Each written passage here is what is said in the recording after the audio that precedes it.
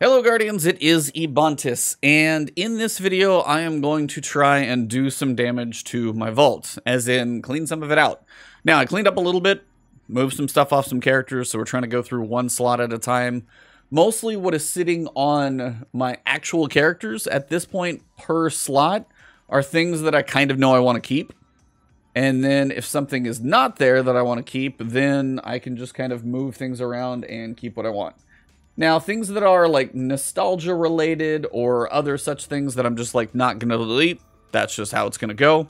But other than that, I want to try and get rid of stuff that I know I have dupes for. Now, for me, we'll get to armor, that's a completely separate discussion. But for weapons, the idea is if I have, say, take 180 hand cannons, which I barely use, by the way. So I probably shouldn't be keeping any of those things because I just typically don't like how they feel. But for example, sniper rifle. Take a sniper rifle. This is a PvE roll. I've got the extended mag, I've got rapid hit and triple tap, backup mag I'm up to 7. Triple tap, you're going to get 9 shots out of 1 magazine. Not a bad one. It's adaptive frame, so you do get a little more in the magazine, but also, you know, it's that kind of mid damage balance, all that fun joy. Now, on the other side, I've got like silicon neuroma. This is adept. So I can get adept big ones. I can get triple tap, so I'm going to get 1, 2, 3, basically 4 shots. If you go, instead of big ones, if you go mag, you get 4. So you're not really going to get a huge difference. So the adept big one's probably going to be okay. Now, frenzy is here.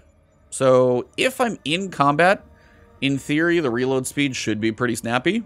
And I have origin traits. I've got access to adept big ones, but it's not going to be pumping out as many shots constantly as the other one. So those are like PvE snipers. Now when it comes to PvP, of which I'm not usually frequently a sniper, but every so often I kind of like to. So we've got no distractions and rangefinder. I've got a firmly planted opening shot, which in the right person's hands, as this is damn near max range, probably going to be a pretty good roll. So I should probably keep that one for PvP. So I'm going to go ahead and lock that one. If I'm ever going to do PvP, probably the one to go with. Now, no distractions and rangefinder. It's Eye of Soul. It's from Trials. There's not a lot of these that I've got. But again, it's rangefinder. It makes you zoom farther. Doesn't really help anything. It's effective range and zoom magnification. Not really something I see a whole lot of people like really striving for. And then no distractions, kind of okay, but typically not going to be a major issue. If you get shot, you're going to get flinched. Probably not a big deal. I'm going to get rid of my Eye of Soul. Then we're going to come down and we're going to look at Shepherd's Watch. Now this is moving target, opening shot, accurized rounds, full bore, and range. So again, we're kind of similar in that long range situation. We're thinking about PvP with opening shot, but this one also has opening shot. Now I'm comparing a weapon without an origin trait. Sorry, lost the weapon. Where'd it go? Go back and forth between too many screens and you lose the weapon we were looking at. There, nope. That's the PvE one. That's my silicon neuroma. Here. So this is Shepherd's Watch. This is an old one. So this is an adaptive frame. We're also looking at aggressive frame. So this will hit harder, theoretically, for PvP. You are probably going to have a bit of a deeper zoom on this one because zoom is 43 on that one. We go back on this one, we're going to have a zoom of 50, even more. So honestly, if we think about this one for a PvP, like, should I be moving? Should I be aimed down a lane? I'm probably not going to be somebody who tries to do, like, running snipes or anything.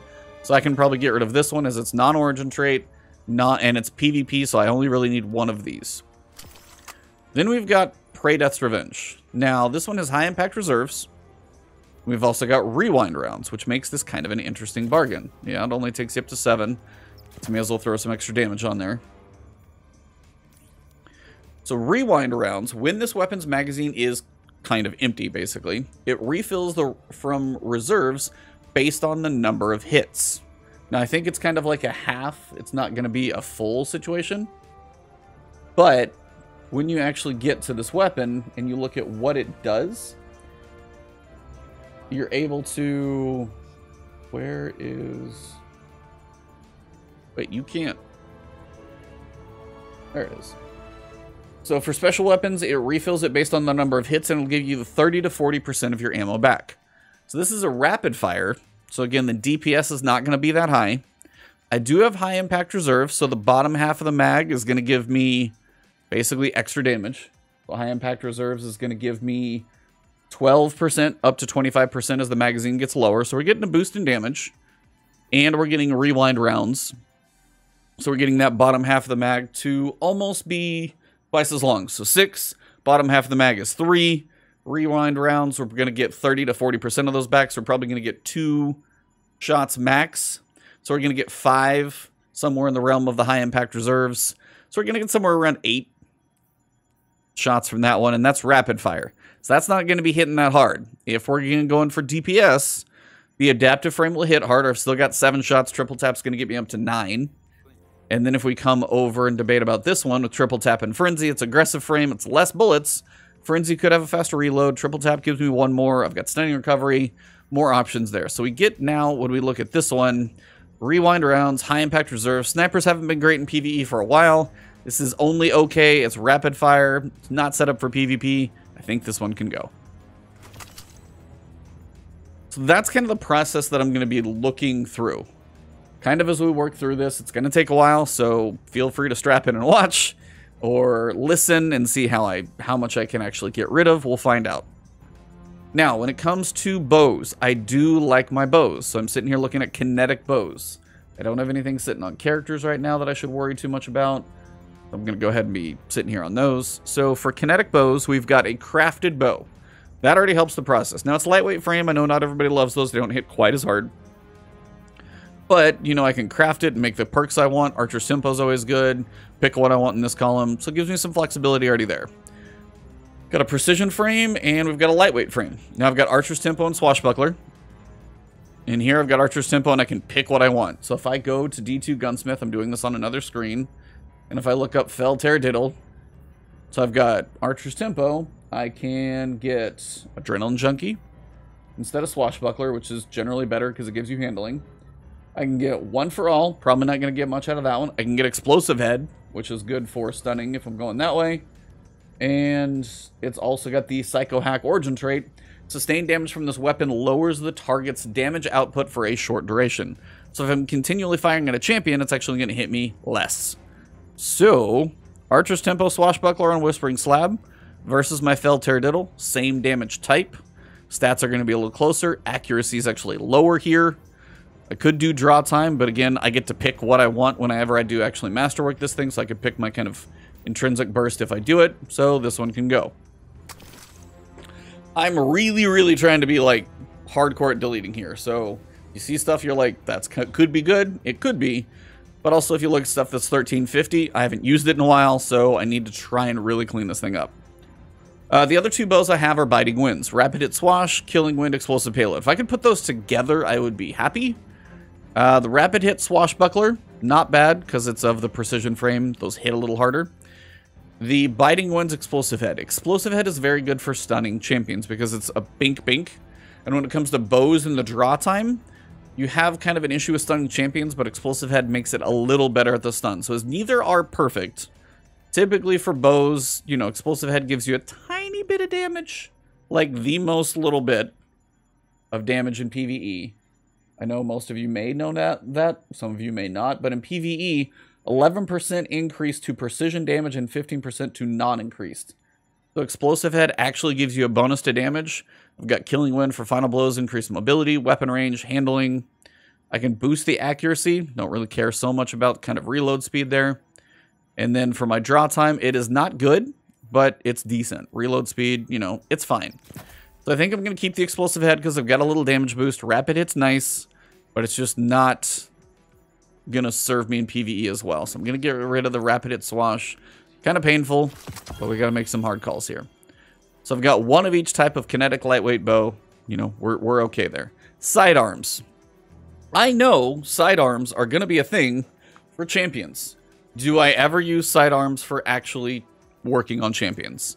Not really. And I know they're going to be for barrier champions from that recent TWAB. We literally just got the new TWAB, and they told us in the TWAB, hey, when it comes to your champions, and I can pull this thing up real quick and look, anti-barrier sidearms, anti-barrier pulse rifles. I'm probably going to go with pulse rifle 10 times out of 10. In PvE, I'm not likely to use sidearms unless I'm going to, like, fall in love with that new Strand exotic sidearm. But honestly, pulse rifles, especially if you're fighting champions and more difficult content, keep me farther away at range. It just is how I'm probably going to work. So me, I know myself. Sidearms I don't really need to keep. And I've got a few in here. So I've got Enigma's Draw with opening shot, rapid hit, with, you know, stability, handling, range, handling on this thing. This could be a decent little guy in aim assist of 96. That could be a decent PvP role. And I'm not usually a sidearm guy in PvP. Now, rapid hit, multi-kill clip. This is more of probably a dream. Precision frame, decent setup here with alloy mag. You got some stability, some range, and rapid hit. Demolitionist kills with this weapon, generate grenade energy. Multi-kill clip, not so much, but lonesome could be okay for that kind of weapon. So I've got a PvE, I've got a PvP, one of each. Now, what else falls in the sidearm category? Well, as we go through, we've got a Farewell, Heating Up and Frenzy. Kind of okay. You got, you know, Frenzy, doing a little bonus to damage handling, reload while you're in combat. Final blows with this weapon increase accuracy and stability with some vertical recoil. Theoretically easy to shoot if I'm getting some kills, but if I'm thinking about PvE for this one, and I've already got a rapid hit demo, probably not going to go with this one. You know, I've got more range. It's going to be lightweight, so I could move a little faster, but it's not going to hit as hard. I'm going to go ahead and get rid of my Farewell. Can't really get these weapons anymore, but again, I'm not using its 1350. Any more sidearms as we look through? One PvE, one PvP. That's not terrible. If I'm at least talking to myself, that's not bad. I have a lot of bows down here. We'll talk about those here in a second because I have a lot of trials ones and I keep trying to get one very specific perk. Can't quite get there. Sorry. Little bit of a hiccup. I think that's all my sidearms. Okay. Slick Draw and Gut Shot Straight with range, range, and range.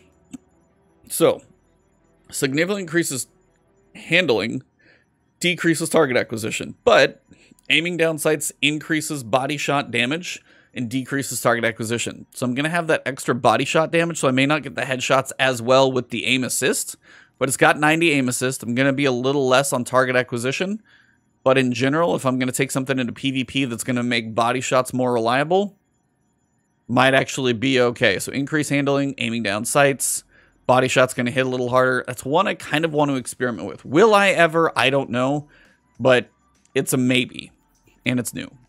Rapid hit and frenzy. That's actually a decent PvE roll. Compare that to our other one up here, rapid hit and demo. So rapid hit and frenzy for an adaptive frame versus rapid hit and demo. Grenade builds I think are going to be fun. Frenzy is just like use it all the time. Skulking Wolf is while at low health, Guardian Final Blows from this weapon. See, this is just a PvP weapon. If I'm going to go PvP, it's not this. So I'm going to get rid of this guy. And sidearms, I think we're toast on sidearms for that set. All right, Blast Furnace. I got a free Feeding Frenzy kill clip at some point in my life for... I love this weapon anyway. It's my aggressive burst. So until I ever get to see that come back, maybe. Redrix's Broadsword. I did go through the crazy quest and actually acquired this thing. Will I ever use it again? I don't know, but I'm not getting rid of it until I know for sure. Transfiguration. Outlaw Explosive Payload. I've literally gotten an Outlaw Explosive Payload here. It's Night Watch. It's like the guaranteed one I think you can get from the quests. I've got range. I've got Arrowhead Break or Chambered Compensator. Got it masterworked. This one is going to be Fluted Barrel and Light Mag.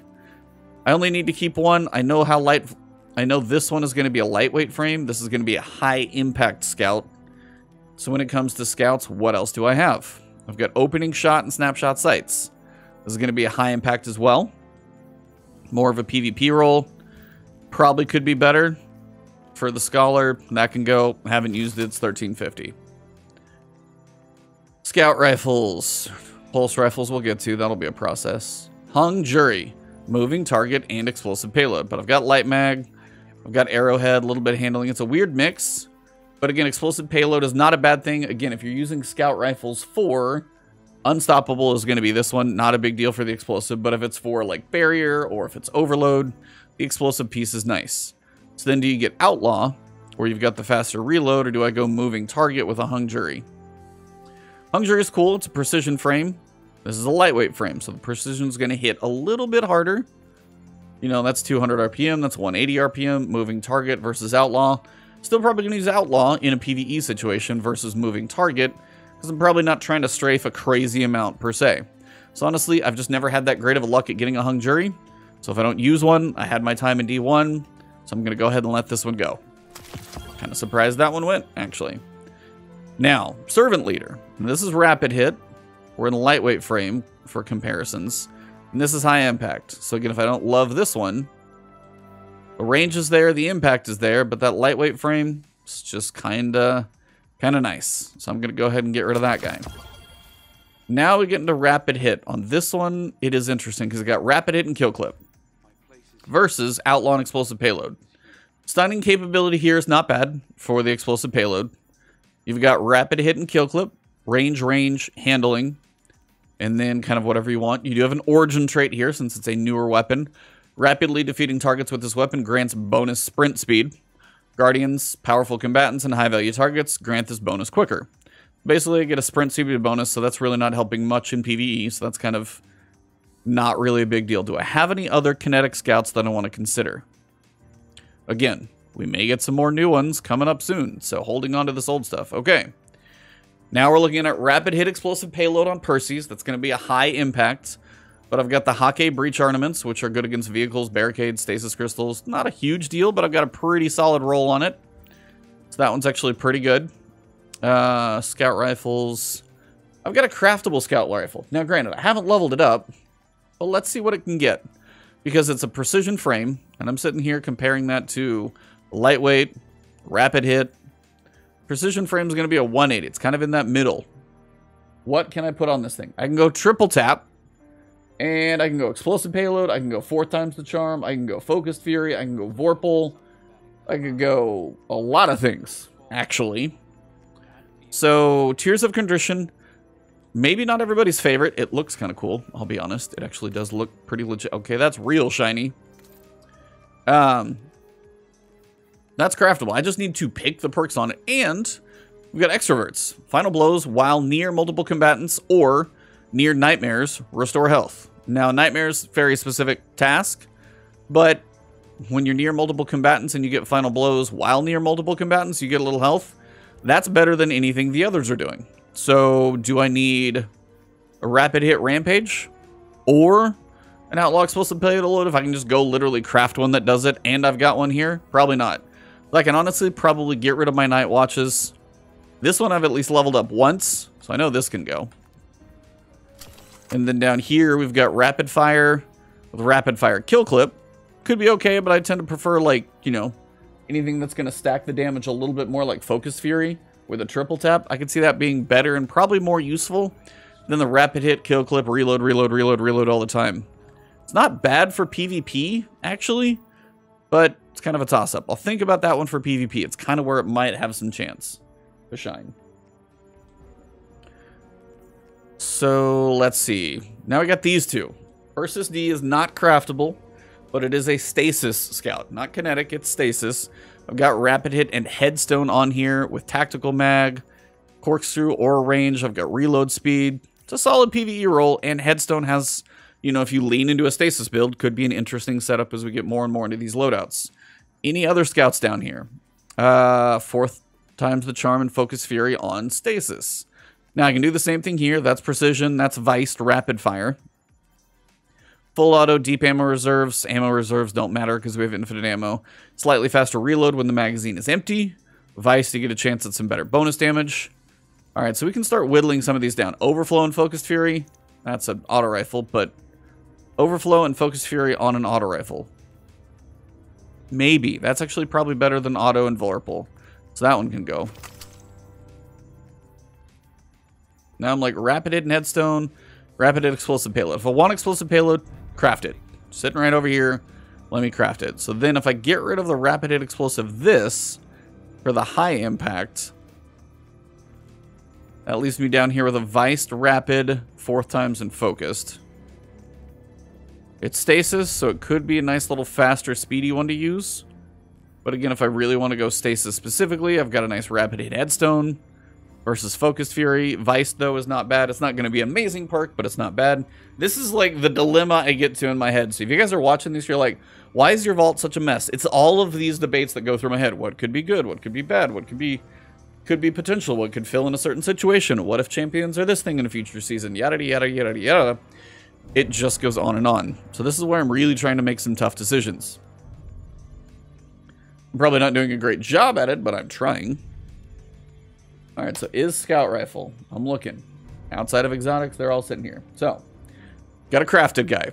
Do a lot of things with our crafted guy. I've got a Night Watch with Outlaw and Explosive Payload. Is it worth keeping for Outlaw Explosive Payload when I can get triple tap? I can go so many different ways to get Explosive Payload. I can get triple tap. I can get compulsive reloader with enhanced perks on it. And just the fact that you have an origin trait, I think, puts this above. Outlaw's not bad. But again, I've shot 36 enemies with this thing. It's a little bit of copium there. Alright, so we're whittling them down. Let's look at my PvP scout. Little rapid hit kill clip action. Little fast guy. Then on this side, we're also looking at Vice Rapid, but this is going to be 4 times in Focus Fury. Am I really going to be plinking away with a Stasis Scout Rifle? I don't know. Do I want fast or headstone? 4th times Focused Fury. What can go on this thing? I feel like there's better. What is the spelling on this thing? Jarar. Okay, so on this one we can get Rapid Hit, which we did not get. We can get 4th times, which we did get. We can get, in that second column, you can get Kill Clip, Golden Triangle, Headstone, Focus Fury. And we ended up with Focus Fury and 4th times. If you're going to have Focus Fury to keep proccing that, then 4th times is decent. My reload's going to be okay. How do we do on the other ones? How optimal is this thing? We got Flared, we got Range. Could be better because you could go ricochet rounds, you could do light mag, you could do small bore. I could do better in some of the stats. I don't have a ton of these, but just one of those world loot pool drops that you'll just eventually either have one you like or don't. I think if I'm going to go hard hitting and stasis, I might go that one because for PvE, I don't think this is the one I'm going to gravitate to. So I'm going to get rid of that. We're making some progress. All right, now while we're looking at all these bows, I had 2 Lunalatas, and it's a headstone bow for stasis. There's not a lot of things that do that. It's not the perfect roll, but it is a headstone roll. If I ever...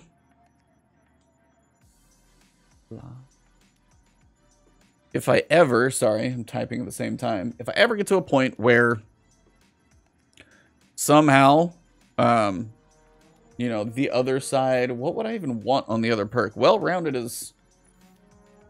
You got no distractions. You've got well-rounded, which throwing a grenade or hitting a target with a charged melee grants a stacking bonus to weapon stability, handling, and range.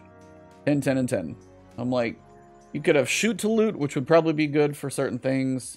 That's about it, though, so that's probably decent. Okay. Whistler's Whim. This is my issue. I like to play trials when it's freelance, and I like to go after stuff in that timing. And I like bows. So when it comes to kinetic bows, this is a lightweight frame. So when it comes to lightweight frames, we know we've already got a craftable one. We've got some options here. So it's got to be better or different than what I can craft here. And I got a lot of options in my Felled Terradiddle.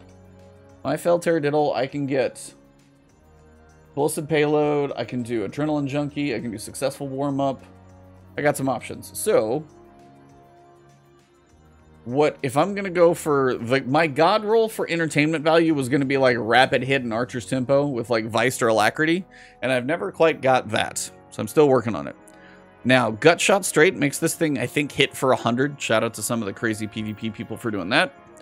Moving Target and Kill Clip. In theory, Kill Clip, you reload every time you shoot, so if you get one there, it's kind of one I was wanting to toy around with. Tunnel Vision and Opening Shot. Reloading after defeating a target greatly increases target acquisition and aim down sight speed. Increased accuracy and range on the opening shot of an attack.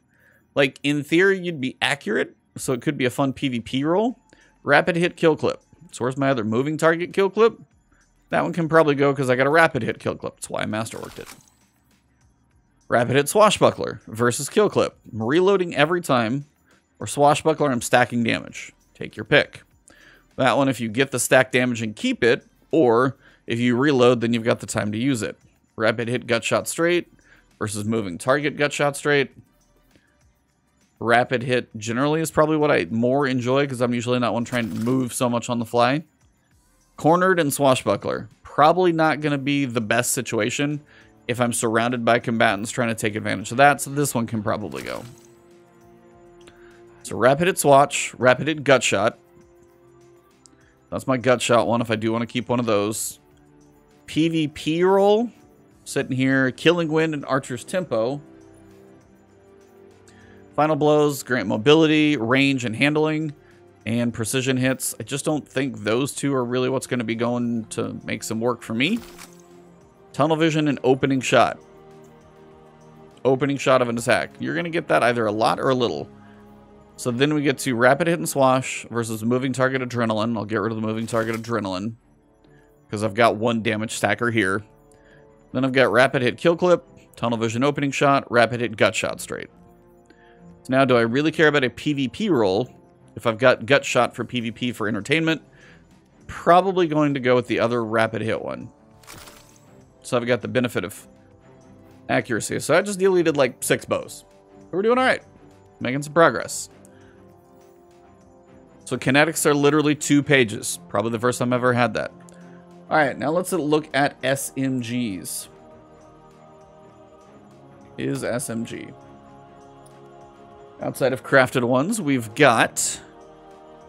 Well, I was looking at one of them right here. Friction Fire. I think I actually use this one to solo Flawless Duality, I believe. So, what is this thing over here? Oh, Companion. So, Subsistence and Rampage for Friction Fire. Not bad for some consistent DPS. We've got Dynamic Sway Reduction and Iron Reach. So I've got a buttload of handling, no stability, range, but I am on mouse and keyboard typically, so that's not going to matter as much. Faster reload when the mag is empty. But it's not like a god roll. It's decent.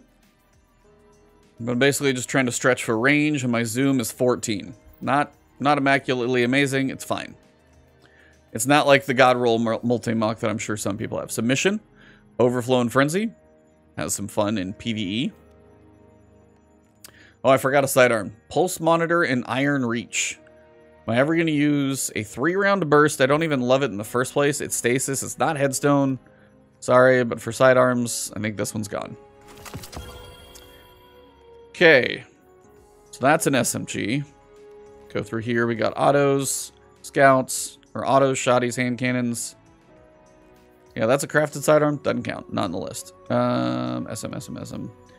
So I got submission. I haven't crafted submission yet. I still need to. So run Val is what I should do. But yeah, Overflow and Frenzy. Not a bad roll for a PvE situation, so I'm just kind of rolling with it for the time being. And until I can do much more with it, that's what I'm going to stick with. That one is just like my 900 RPM kinetic. Oh, no. Okay, here we go. Feeding Frenzy Rampage. Feeding Frenzy. Really? Wow. So this one is Tactical Mag, Hammer Forge, and Stability. So I got range, stability, and I've got stability, reload speed, and like 1 bullet magazine. This one, range, stability, handling, and handling. Kind of a toss-up. What's my reload speed is 18. That's a woof. Reload speed there is 28. All right, I think the 1570 is gone. We've got Fragile Focus and Swashbuckler. So we've got range, stability, Fragile Focus. You get a bonus to range until you take damage. And I've got literally range, 7 range, 5 range, I think, with High Cal. That's going to be a few. That's a melee kill bonus. I mean, it could be decent. It's a 900. It's a kinetic. It's got some range to it. But I think, again, if I go PvE, it's that one. If I go PvP, it's probably not this one. Outlaw and Frenzy with Vice, range, reload. That's 40 range. What's the zoom? 14.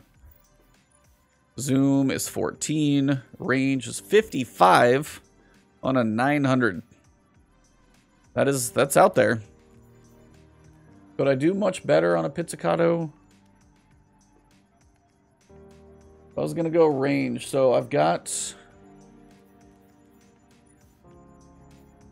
high caliber, which is 5 range. Ricochet rounds would be 5 range and 10 stability, so that would be better. I did get small bore though.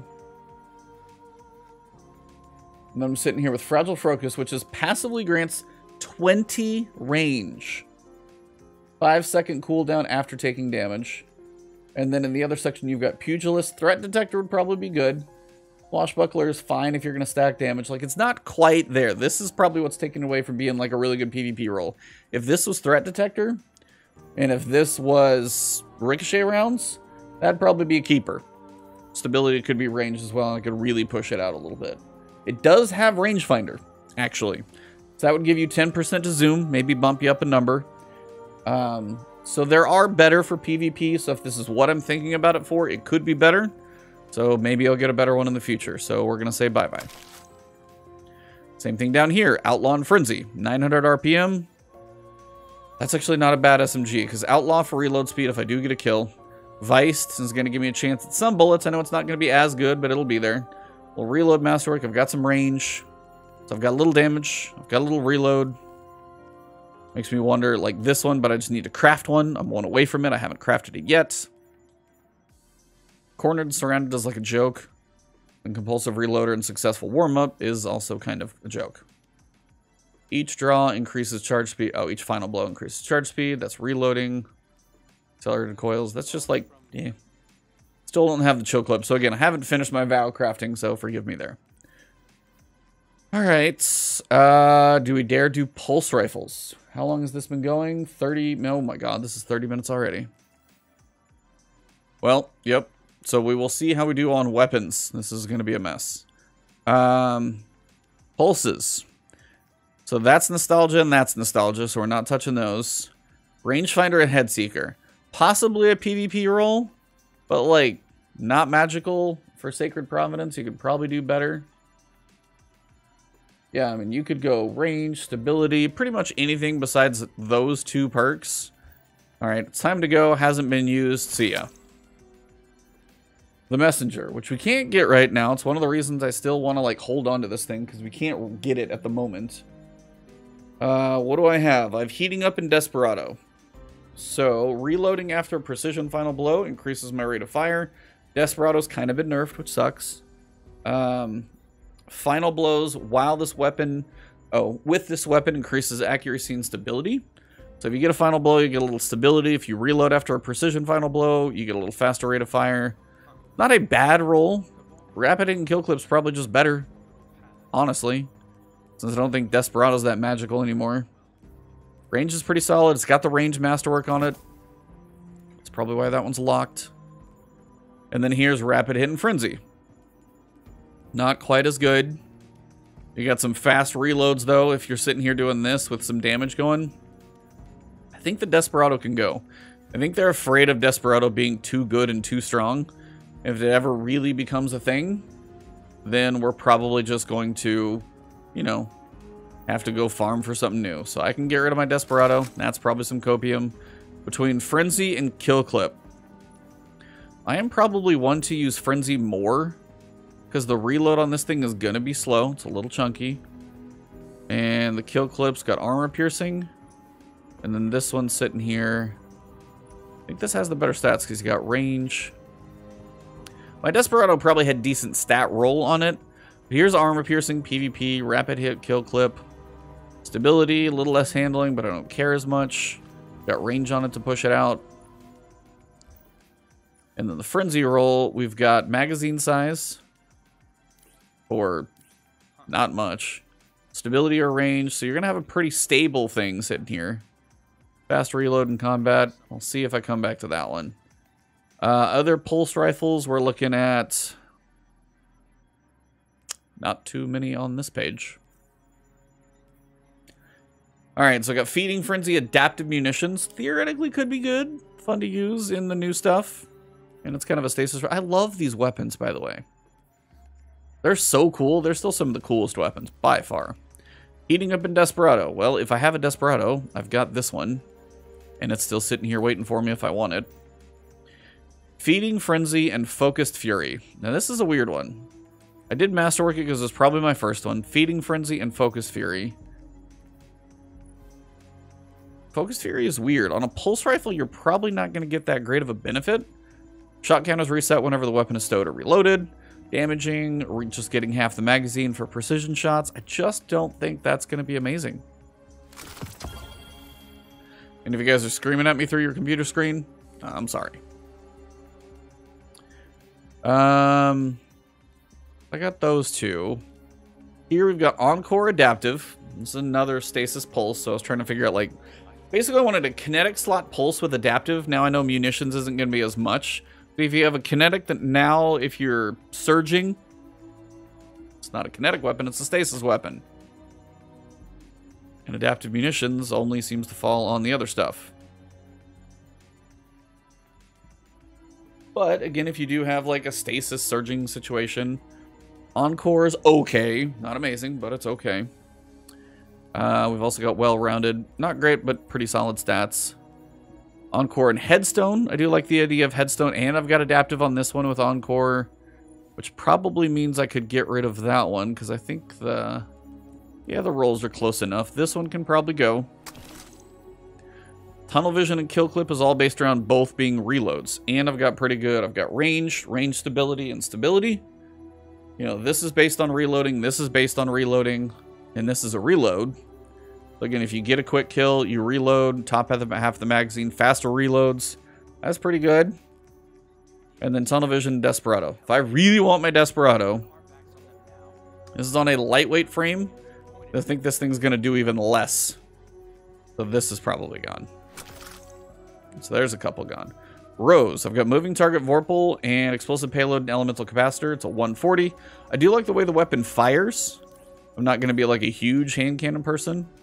But I got just big recoil control. And this is slightly decreases stability, greatly increases handling. Handling is literally already maxed out, so that doesn't really help me much. That's because Elemental Capacitor's up there, because I'm currently on an Arc subclass. So if I switch over to, I don't know, Void. And what was I looking at? I was looking at something, and I lost what I was, oh, here we go, Rose. Let's see. Elemental Void, that's just crazy stability. Okay, so recoil. Okay, so the stability was, I think it was 50. And I think, yeah, I didn't boost it that much up. That's better handling, but I've got recoil control, so my direction's 100. That literally doesn't change, though. Is it because this? I go range, decrease stability. Such a weird weapon. And reload speed there. That's an odd one. I just don't have that many options with Rose. Here's Vorpal, Moving Target. For Kinetic Hand Cannon, it's probably fine. It's not, like, amazing, but it's fine. What else do we have for hand cannons? Because I'm sure I've got a few. DFA, Triple Tap, and Vorpal. I'm like, if you're gonna do a hand cannon champion situation, this is probably a decent loadout. It's a 140. You've got Stunning Recovery. I've got Vorpal. I've got Triple Tap. Decent mag, stability, or hand, like, it's not bad. Now, Austringer, since it's now craftable, we've got options of craftables. So, I've currently got Triple Tap in demo, but I could do Triple Tap Rampage, I could do Outlaw Rampage, I could do Compulsive Reloader and Frenzy.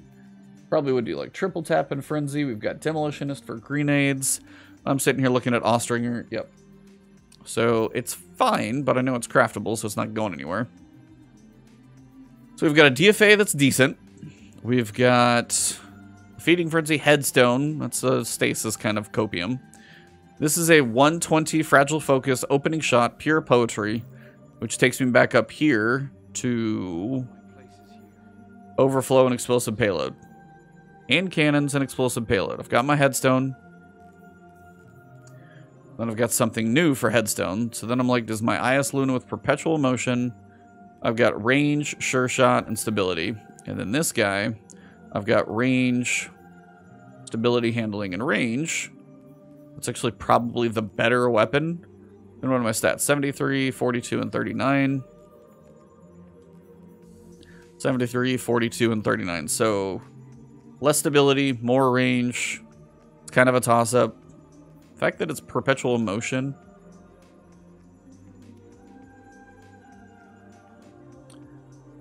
Can you get a better anything there than perpetual? Rangefinder, outlaw, rapid hit, heal clip, headstone. Yeah, perpetual motion for PvP, probably. For PvE, less so. And for these, I'm probably going to keep my auto-loading blinding, just because it's a roll and I haven't crafted a new one and leveled it up. So that's probably the only one I need in that department. Overflow and explosive payload. It's a 120. Okay, what do I have for hand cannons? And if IS Luna, Austringer... If Austringer can get explosive payload... It can't. That doesn't help me in that department. Oh, guess what? I've got a Fatebringer. Explosive payload and Firefly. It's a 140. It's just a better weapon, so yeah. True Prophecy, see ya. That's probably a good PvE, PvP roll, but it's fine, it's gone. Fragile Focus and Opening Shot, it's going to probably have all the range in the world. Pretty damn close, but not in my hands.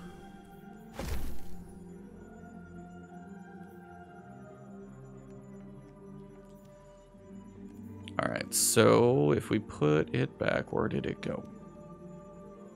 Which one did I get rid of? Oh, so we had Pure Poetry, and then this one can go as well. 120s just aren't my jam. They really aren't. They're slow, and the right person could use them. Doesn't seem like it's going to be me.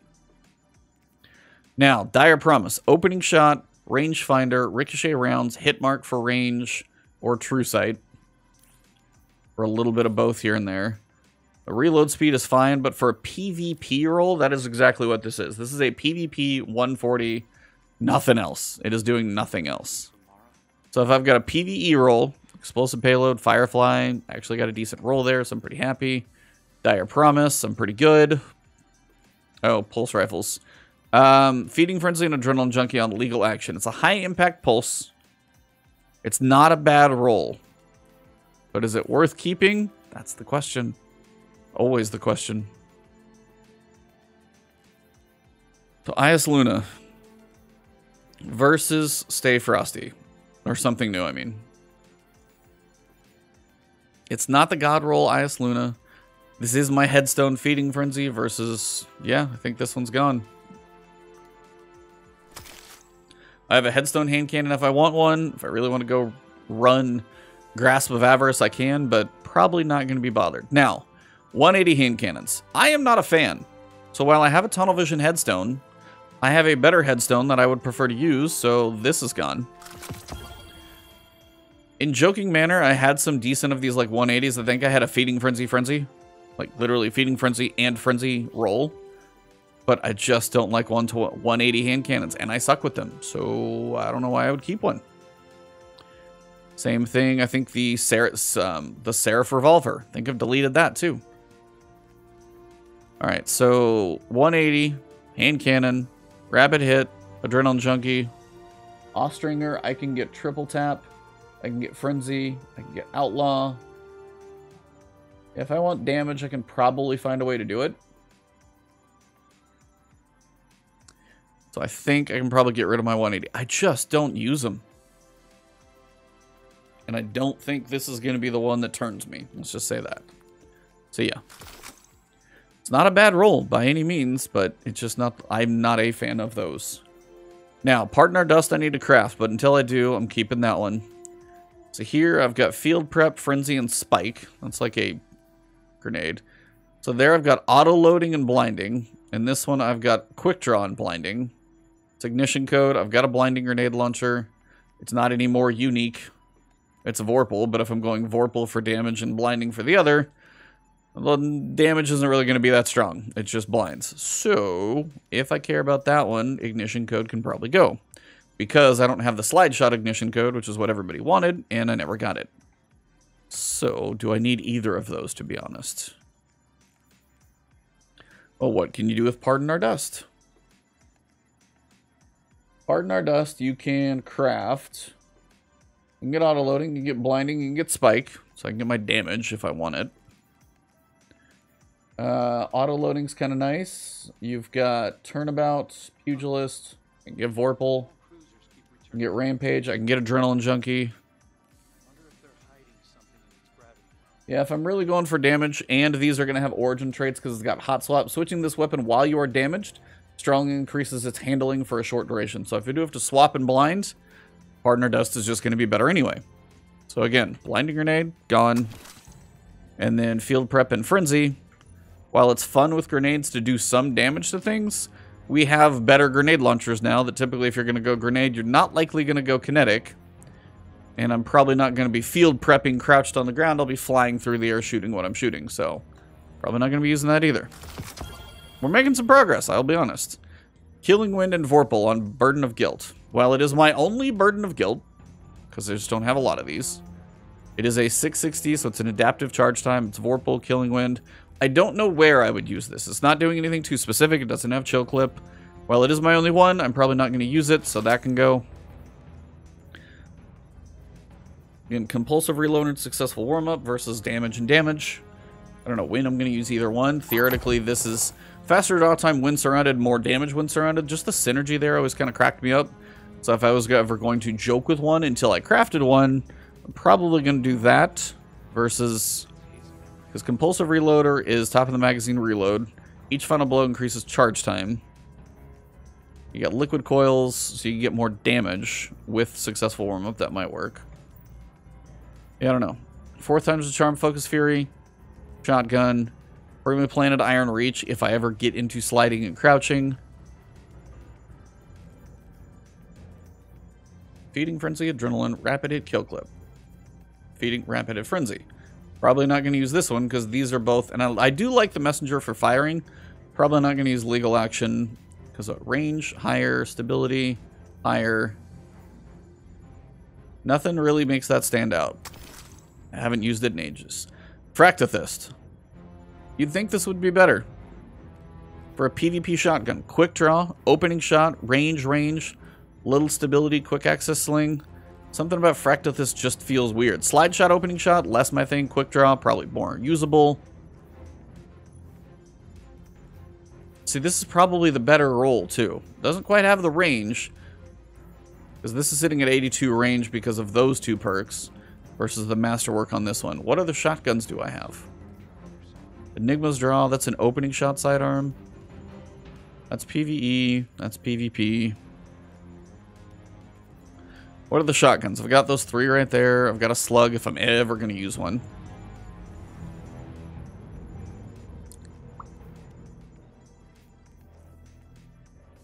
Shoddy. So I got a Chill Clip Riptide. Now that's a point to where theoretically that might be okay, because Riptide doesn't have the... It has too many perks. So if I've had Chill Clip on anything, I'm trying to keep it. I mean, in theory, Feeding Frenzy and Chill Clip, or Compulsive Reloader and Chill Clip. I mean, pretty much any of that stuff. Auto-loading holster and Chill Clip. I can't get any of the... I can't get those, so it's like... I'll take anything that's going to help a little bit with reload. I've got some range, stability, charge time. It's fine.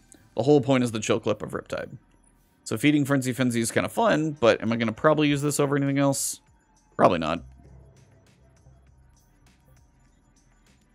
But yeah, I don't think I've got any shotguns. Auto rifles we'll get to here in a second, because I've got like Dynamic Sway Reduction Kill Clip. I've got Dynamic Sway Reduction Target Lock.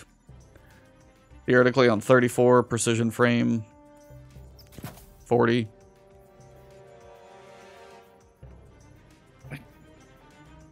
Slightly increases range. Increased stability with Seraph rounds. Target lock's kind of nice. And you're competing with Kill Clip to reload on something that's not really magical at reloading on Braytech Wellwolf. It also means the old one, Dynamic Sway and Tap the Trigger. That's probably a pretty good PvP roll. This is like really going to be accurate. Feeding Frenzy and Swashbuckler, Cold Denial. I think I can get rid of the high impact there too. I've got a rapid hit kill clip. If I want damage, I've got my options. High impacts, they can go. Auto Rifle, Subsistence and Adrenaline Junkie, Subsistence and Osmosis. Osmosis still a weird one. Maybe Strand gets some advantage out of that. That's crafted.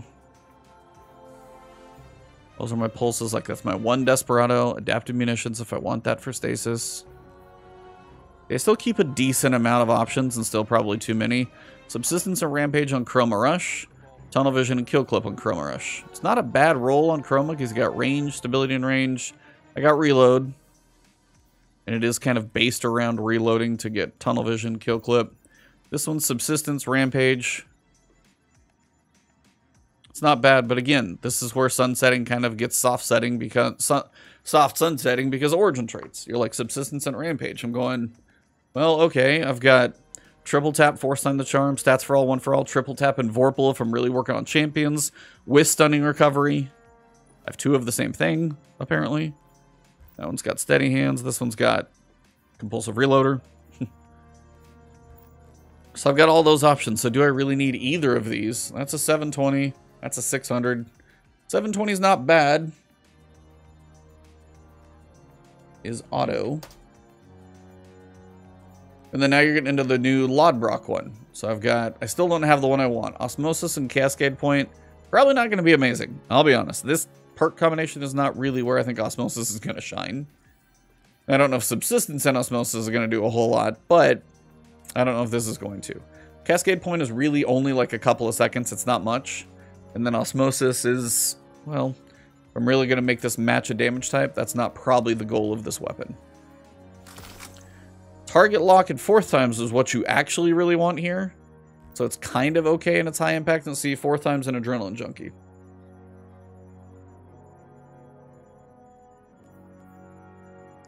Target lock kind of not bad on a high impact because I've got backup mag on there. That's the main reason.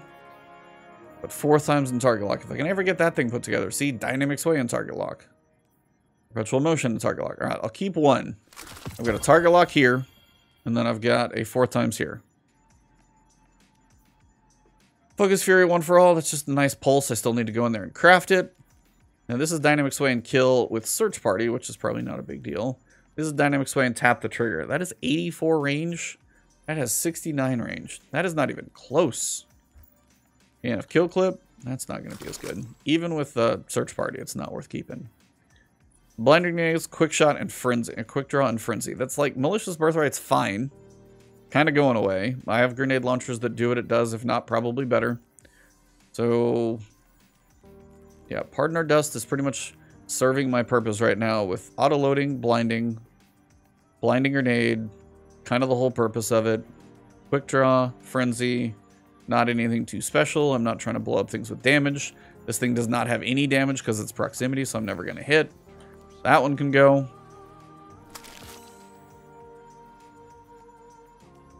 We're doing pretty good. We're 555 of 600. That is not bad. So, what I want to do is grab some weapons from this slot, put them on my character to kind of fill it up. Actually, if I can move some exotics over, that's probably the easier way.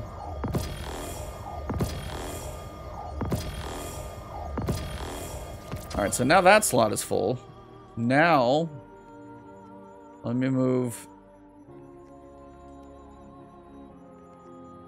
what I can over. Like, got a lot of crafted stuff in here. Most of that I don't have to worry about. Trying to put stuff on this guy that I know I won't get rid of, specifically. And then we will look at energy weapons. Because it's time to look at those. This is a long video. This is going to be an insanely long video. So, I'm going to stop this rendering here just because I want to do this in pieces. So, if we jump back in and this video just kind of continues, then we will get to energy weapons next. Alright, Guardians, now we are at the energy weapons. And I have tried to move pretty much every energy weapon off my characters that are not, like, crafted or exotics. So I've got my full collection here. Now, this is probably, and without a question, my biggest section. Probably outside of armor and exotics that we'll look at. But this is probably my biggest section because we're going to go 1, 2, 3, 4 pages. So we've got a lot of work to do. Now, there's a lot of stuff in here that's going to be dupes, questionable keeps, and stuff like that. So we're really going to start making some calls. To start, solar bows. It's kind of one of those questions when you're like, how many bows do we have? There's not a lot of them, I'll be totally honest with you. And when it comes to solar bows, we have Strident Whistle. So that is the newer solar bow. The oldest solar bow, and for the longest time until, you know, last couple seasons, we'd been hanging on for a while with a rare solar bow. So that was why I kept that one.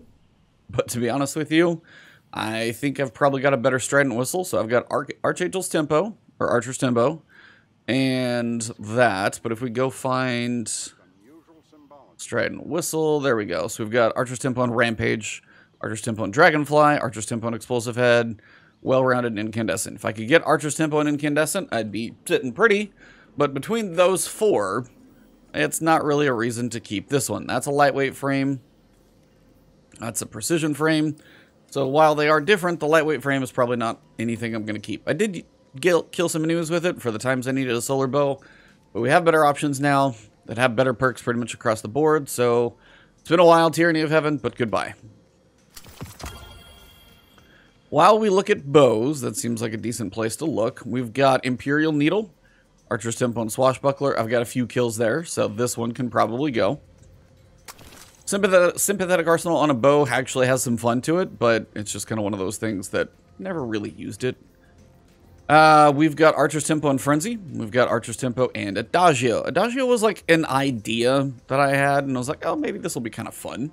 After defeating a target, this weapon fires and charges slower, or draws more slowly, and deals increased damage. Now, granted, these two would kind of cancel each other out a little bit, but overall, it just never really seemed to be that worth it, especially when I've got something like Frenzy. It's going to do more damage and draw faster, so I'm kind of got best of both worlds. So, Adagio, you can go. Now, when it comes to arc bows, we do have a crafted arc bow now.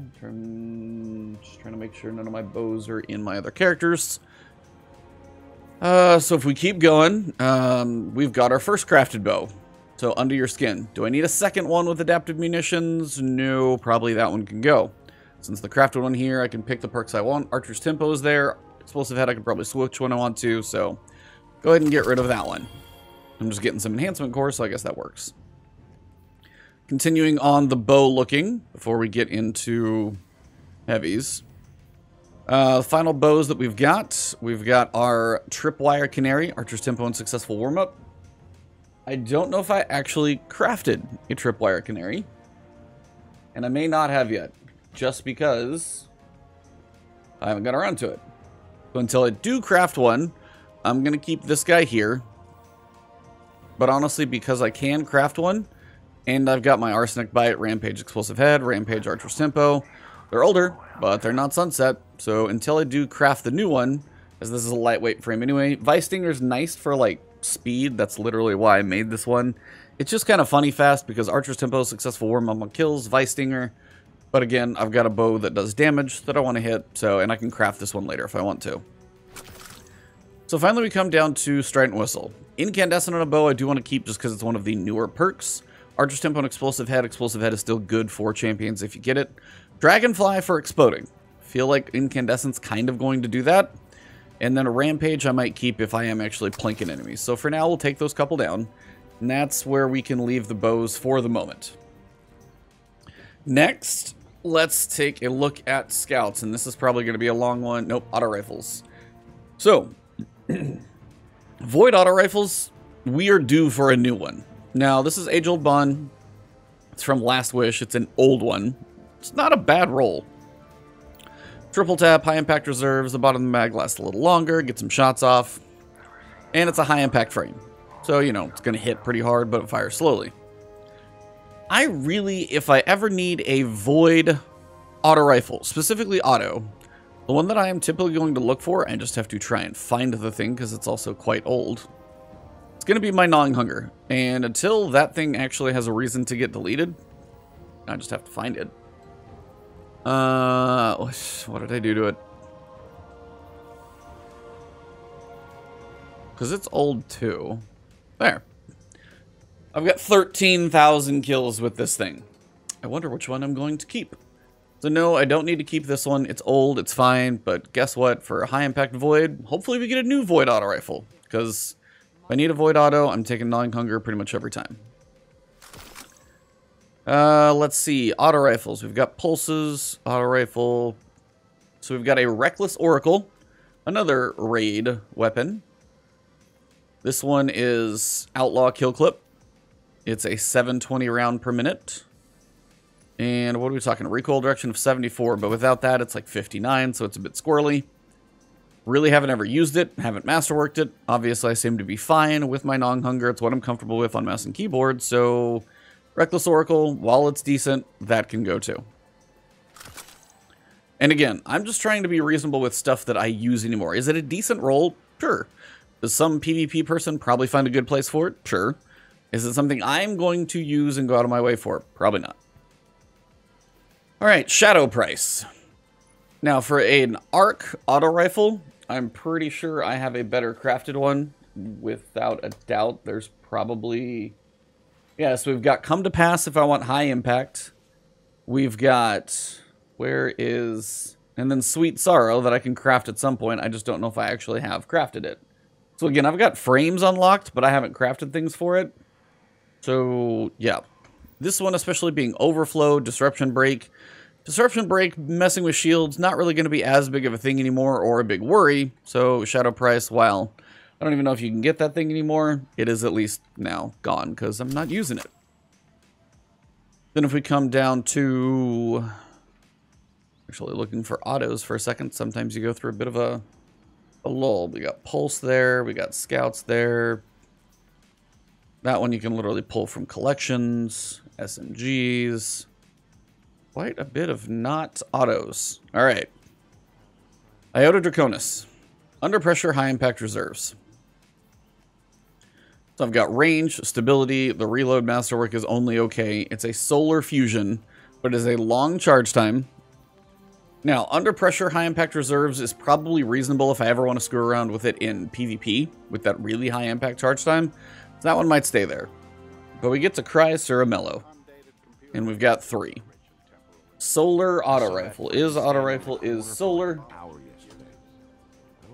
And we've got a craftable one now. We've got one of the best. And this is where probably don't need any of them because this is when I know I have too many weapons. This exists. And while I haven't leveled it up, the Amit AR2, it's a 450. It's an Omelon, and I love this type of auto rifle. You can get incandescent on it, so when it comes to solar autos, I can say goodbye to all 3 of these, because while they're high impact, 4 times demo, heating up frenzy, outlaw dragonfly, none of them are amazing. Which means they all get to go. See? Crossing stuff off the list. Now, auto rifles. If we're going to go with an ARC auto rifle, that's a 600. Again, I'm using dim on the other screen, so I can actually kind of multi-look here. So, Shadow Price, we know that's gone. I've got 3 of these. I've got a really old number somewhere. Yeah, it's on the same area here. I've got the new Volt Shot, if I really want. I've got Subsistence Golden Triangle. I've got Volt Shot Subsistence, Rangefinder. But again, I've got a craftable Come to Pass. What is Come to Pass? I don't love that auto rifle.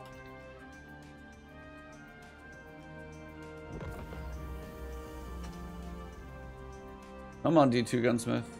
Come. Why is it not... Okay, for whatever reason, D2 Gunsmith not wanting to work. There we go. Hey, had to refresh it.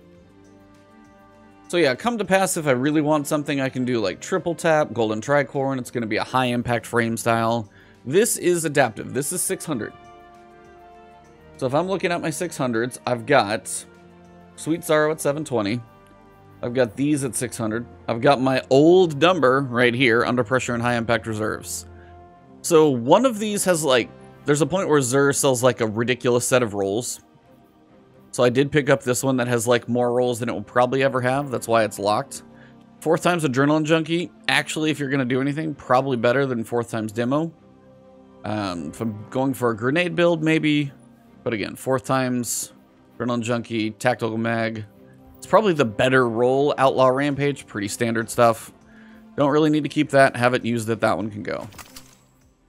Under Pressure and High Impact Reserves. It's not a bad role. It's not. But it just could be better and outdone, and it's a 450. So if we're talking about 450s, while I don't really have a specific replacement for it, obviously I haven't used it in a hot minute. So Arc Auto Rifles I'm not really hurting on, and I've got craftable options, so that one can go. Now, do I need either of these Sorrow's Verse? Probably not. So again, if I'm going to look at Sweet Sorrow, which is one of the craftable ones, so you got, yeah, we literally got 2 craftable Arc Auto Rifles in the same season. One from Witch Queen and one from Season of the Risen. Now, Sweet Sorrow just feels good from everybody. You can go Triple Tap, Vorpal, Focused Fury, Tap the Trigger, Perpetual Emotion, you know, Stats for All, One for All. That one actually could be fun to use. But overall, decent auto. So if I have one sitting out here and I haven't crafted it yet, I probably should get rid of it. Which is, yep.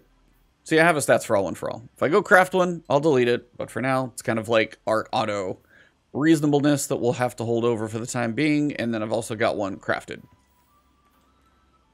All right, I think for auto rifles, we are getting there. So I've got my Arc Autos there. Those are Pulses and Scouts and Hand Cannons. That's likely suspect. Again, if I've ever crafted something, I've leveled it up, I'm not going to delete it. That just stays. I put the work in. I'm not doing that all over again. SMGs, SMGs, SMGs, fusions. Yeah, we have some stuff to delete. My one horror's least. Not amazing. Literally Vorpal and Compulsive Reloader. Like, not fantastic, but for an Arc Pulse, we'll get back to that. Wow. Brigand's Law. That's staying around. I got a lot of use out of it, and then I replaced it with my other weapon. Alright, so here I have Dark Decider. Now, I got one with Volt Shot, which is the whole reason I played Iron Banner that season, so that one's staying around. Dynamic Sway Reduction and Rangefinder. It does give this thing some extra zoom. Vice Stinger is going to give you a chance at a few more bullets. This is kind of like a PvP role, but am I going to use Dark Decider in PvP? I don't think so. But I do believe this one can go. And then we got Subsistence and Golden Tricorn. And this is kind of debative if I want Volt Shot. Because, like, these two kind of will help you sustain a little bit of ammo. And I've got range on this one, too. Volt Shot is more like, I do have to reload to take advantage of it. But it's an auto rifle, so you don't get as many kills. This one, not as good of a roll, but Subsistence, Golden Tricorn. Not really worth keeping. I can probably make something that's decent. But probably don't need to keep that one either. We're getting there. We're making progress. All right. So I think that's autos for now. We'll see how we do. Next, hand cannons. They're sitting here at the top. Now, this Nation of Beasts specifically was used when I probably solo flawless, Shattered Throne for the first time. This one, Dragonfly, because I wanted to kill, I threw a grenade to one side, and I used Dragonfly to kill the group of little, like, taken scions as quickly as I could. So, Outlaw Rampage on hand cannon, not exciting, very old weapon, decent roll on it, obviously. But Outlaw, Rampage, pretty straightforward. We'll see if it's worth keeping. Rapid Hit Opening Shot. That's going to be one of those that's probably a PvP roll, because I've got Sure Shot, Armor Piercing, Range, Opening Shot for accuracy and range. So that's a PvP roll if I'm going to hand cannon it. Rapid Hit Opening. Okay, now I got to compare the two. Really? Okay. And a Range Masterwork. And a Range Masterwork. Armor Piercing. I've got Flared Magwar for stability and reload, and then I've got Steady Hand and Hit Mark. I think that one better than that one, which pretty sure it is. A little more stability and handling, a little more range on this one. Both have Opening Shot. That's Flared. That's Armor Piercing. Kind of a toss-up. But I'm getting range from that one, so... What do we got here? Rangefinder and Opening Shot. That's really going to be your PvP roll. With Ricochet rounds, which would be good. This is Rangefinder. This is Opening Shot. I got Steady. A little decrease of stability and handling. Boost up range. That's a Stability Masterwork. Not as good, but Rangefinder is going to actually give you zoom and range. So I'm going to keep any of these three for PvP. Rapid Hit's nice. One of them can go, for sure. And if those are PvP, maybe that one can probably go, but we will see. All right, going down the hand cannon list. Sidearms, I will have to see. Okay, Igneous Hammer. Not a weapon I am as skilled with. I said 120s, not my favorites. But this came from Trials, not really anything I can get anymore. Rapid hit opening shot, subsistence and rampage, PvP, PvE. Sadly, my overflow and elemental capacitor, some people said keep that. It also has ricochet, hammer forge, and stability. It's not a horrible roll. Celerity is also an old perk. When you're the only living member of your fire team, you've got increased handling, target acquisition and reload, and reduced incoming flinch. Very weird perk setup there, but it is kind of an odd one out. Palindrome, so subsistence and a one for all. In theory, I could do something with that, but Feeding Frenzy and Rampage, if it's a 120, see, that's a 140. It's a better gun, but I never got a great Palindrome. I don't think you can get Palindrome anymore, so if I need a Void Hand Cannon, I don't think I'm going to come to this one for it, just because the perks aren't great. Feeding Frenzy and Rampage, that's pretty solid. Outlaw Dragonfly if I want to explode stuff. Rangefinder Explosive Payload for the double tap on a hand cannon. Dragonfly can go. Let's see. How many more do I have sitting out here? I'm trying to like go through on a first pass, see how I can do. Like this one, Pugilist Blunt Execution Rounds. I got this recently because it's 1590. Mostly I haven't crafted it yet because I don't have the pattern, so until I unlock the pattern, that one will probably sit there. This one, Killing Wind and Incandescent. If I do make an incandescent one, I want to craft that, so I'll probably wait. Ink. Hand cannons, though. I haven't held on to a ton of those. See, I need to craft one of those. I need to craft one of those. Frontier's Cry. Rapid hit, kill clip, but it's a 180. Even if it's a decent roll, like rapid hit, kill clip, decent reload speed, it's going to be okay. Biggest thing is, like, am I ever going to use that weapon? Probably never. I've got a solar hand cannon up there if I really need to go for one, and it's not gonna happen. I gotta be honest with myself. Cantata. This is actually a pretty good arc one. And I like this 140. Because I've got stability, flared, reload, rapid, opening.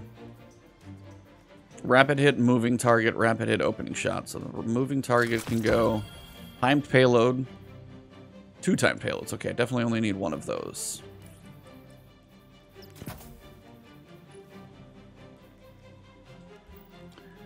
Pretty close, but I'm going to go ahead and keep that one. So there's 2 gone. So I've got a rapid hit time payload, so that's my arc hand cannon for PvE situations. Means I can probably get rid of my outlaw rampage since I'm not keeping that. That's a little bit of nostalgia. Rapid hit, opening shot, couple hand cannons that PvP might be experimental, but I should probably PvP more if I'm going to say that. Any more hand cannons?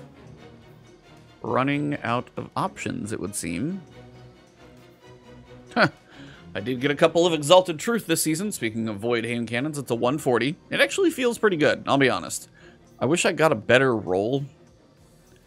Like Outlaw, Encore, Final Blows, increased stability, range, accuracy. Encore's not a horrible perk now, but that's not a great roll. And I think Exalted Truth will be around for a minute. Rangefinder, Eye of the Storm. That could be okay. Killing Wind, Rampage. Again, I could probably kind of get some stuff together that's better. And we're basically in heavy territory. Alright, we whittled down some hand cannons. Not all of them. We'll probably have to make a second pass, but we'll get there. Scouts. 4 times explosive. If you're going for PvE, 4 times not bad for ammo. Rapid hit explosive payload, probably the better one, because you can get those precision shots, and rapid hit also gives you an increase to stability while you do it, so you get a little bonus. Then if I dump the entire mag, I've got bonus mag, or I can go reload speed and stability here. Nice stability, reload speed. Like, that one's pretty good if I need it for a specific reason. A little extra ammo, a little extra range. I think this one can go, mostly because I'll take this. And then rapid hit and Vorpal. I'm probably not going to do too much Vorpal damage with the primary, so that one can go. The Void Scout, I've got one. That's reasonable. So if I have that Void Scout, do I really ever need Royal Chase anymore? It's old. It's auto-loading and Dragonfly. It's from really long time ago. I think that's 2 years old. And if I'm sitting here on a Vouchsafe that's going to be decent, then I'm just going to go ahead and keep that one because Dragonfly, while cute with the explosions, explosive payload is better for champions where it's probably important if I'm whittling at them, so this can go. Alright, see? Progress. Oh, I did auto rifles and I forgot those two. Dynamic sway reduction, focus fury, rangefinder, and focused fury. That is range, stability, and that. That one's got my range masterwork. I can go just crazy range if I choose to. I'm gonna give up stability if I do, though. So, take my solar auto summoner. This focused fury is nice for PvE, where I would probably use this one. Means I can get rid of rangefinder, focused fury. The zoom is nice on that thing, though. It really is.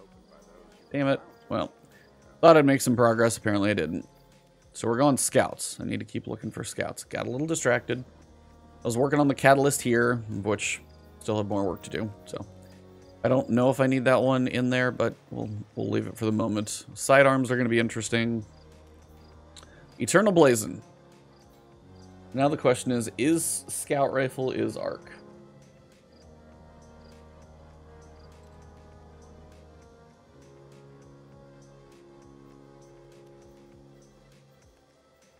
Arc Scout Rifles. Well, I've got a crafted tarnished metal that has rapid hit and volt shot versus a rapid hit and kill clip. That means this gets to go because my new crafted one is going to be better. And I've also got a contingency plan sitting somewhere, which I need to find here. Outlaw and kill clip. Again, crafted avoid or an Arc Scout. Scouts serve kind of a specific purpose. And then my only other scouts, it seems like, are brand new. Rapid hit, opening shot, not bad. Hipfire grip, explosive payload. Hipfire grip could be interesting. Subsistence and dragonfly. Probably the least beneficial of them. Even if it is a decent roll. Alright, so that one can go. So scouts, that was kind of quick. Bows, fusions, because now we have more energy, more types of weapons now. So I've got 2 of these. So I've literally got accelerated coils with under pressure and tap the trigger. Or I've got like the OG Zerl with range. Kind of mostly just depends on what they did to main ingredient, if it's even worth keeping anymore. I probably only need 1. Keep the OG for entertainment value. What am I looking at? We got 78 and 80, 75 and 68, because this one is accelerated coils, so it's not going to hit as hard. This is red dot micro, so I've got range and handling. We've got 10 more range on this thing, and the stability is just... That one's the masterwork, and this one is also stability. Yeah, I think the other one, if I'm going to ever use a main ingredient, the other one's just better. Fusion, Zealous Reward, Under Pressure, High Impact Reserves, Rapid Fire Fusion, it's Void, Particle Repeater, Stability. If I'm ever going to mess with one, that's not actually going to be a bad one to pick from. Am I ever going to use a solar sniper rifle with Dragonfly on it? No, this one can go even if it is a raid weapon. Timeline's Vertex.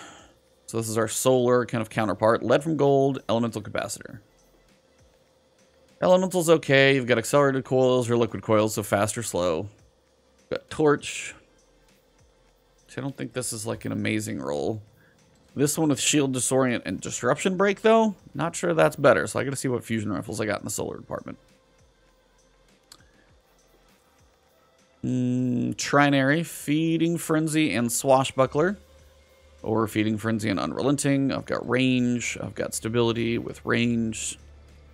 And I've got an origin trait at least on that one. I think I can get rid of the Shield Disruptor and Disruption Break and Shield Disorient. Because it's not likely my kinetics are going to be beasts. Or if I'm running doubles, I'm not really going to go use my kinetic. And then Shield Disorient, while not bad, it's an old perk. Not really something they care about anymore. So if they don't want it in the game, probably not much of a reason to have it. I'm going to keep that one, maybe. Cartesian, of course. Lead from Gold, Vorpal, Under Pressure, High Impact Reserves, kind of PvP and PvE. So if I got those for a PvE situation, am I ever going to like start mowing down guys? Probably not. It's kind of a backup DPS weapon. Yep. I don't need that one. I'll just keep my Cartesian for now. Maybe some people will be mad I deleted it, but I just don't see myself using it. Cartesian Coordinate. I have a lot of kills with it. I've used it a frequent amount. It's a Void Rapid, and where's the other Void Rapid I just was looking at?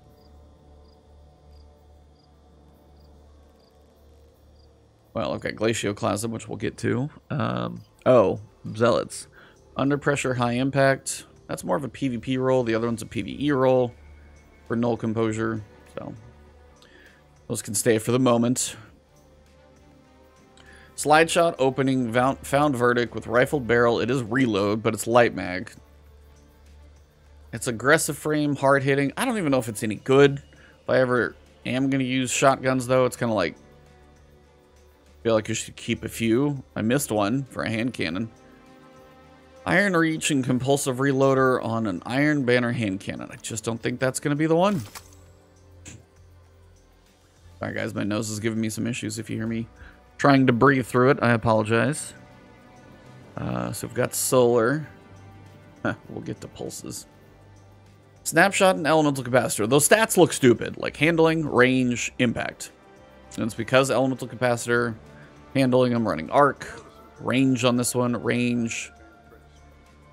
Just kind of a ridiculous level of range.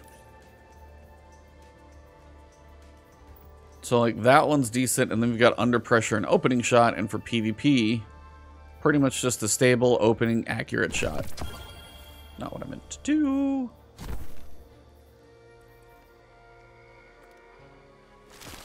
Sorry about that.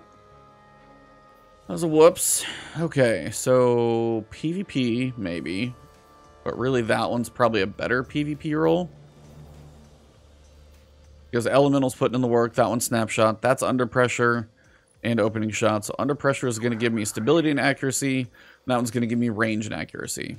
Range, stability. All in all, pretty reasonable.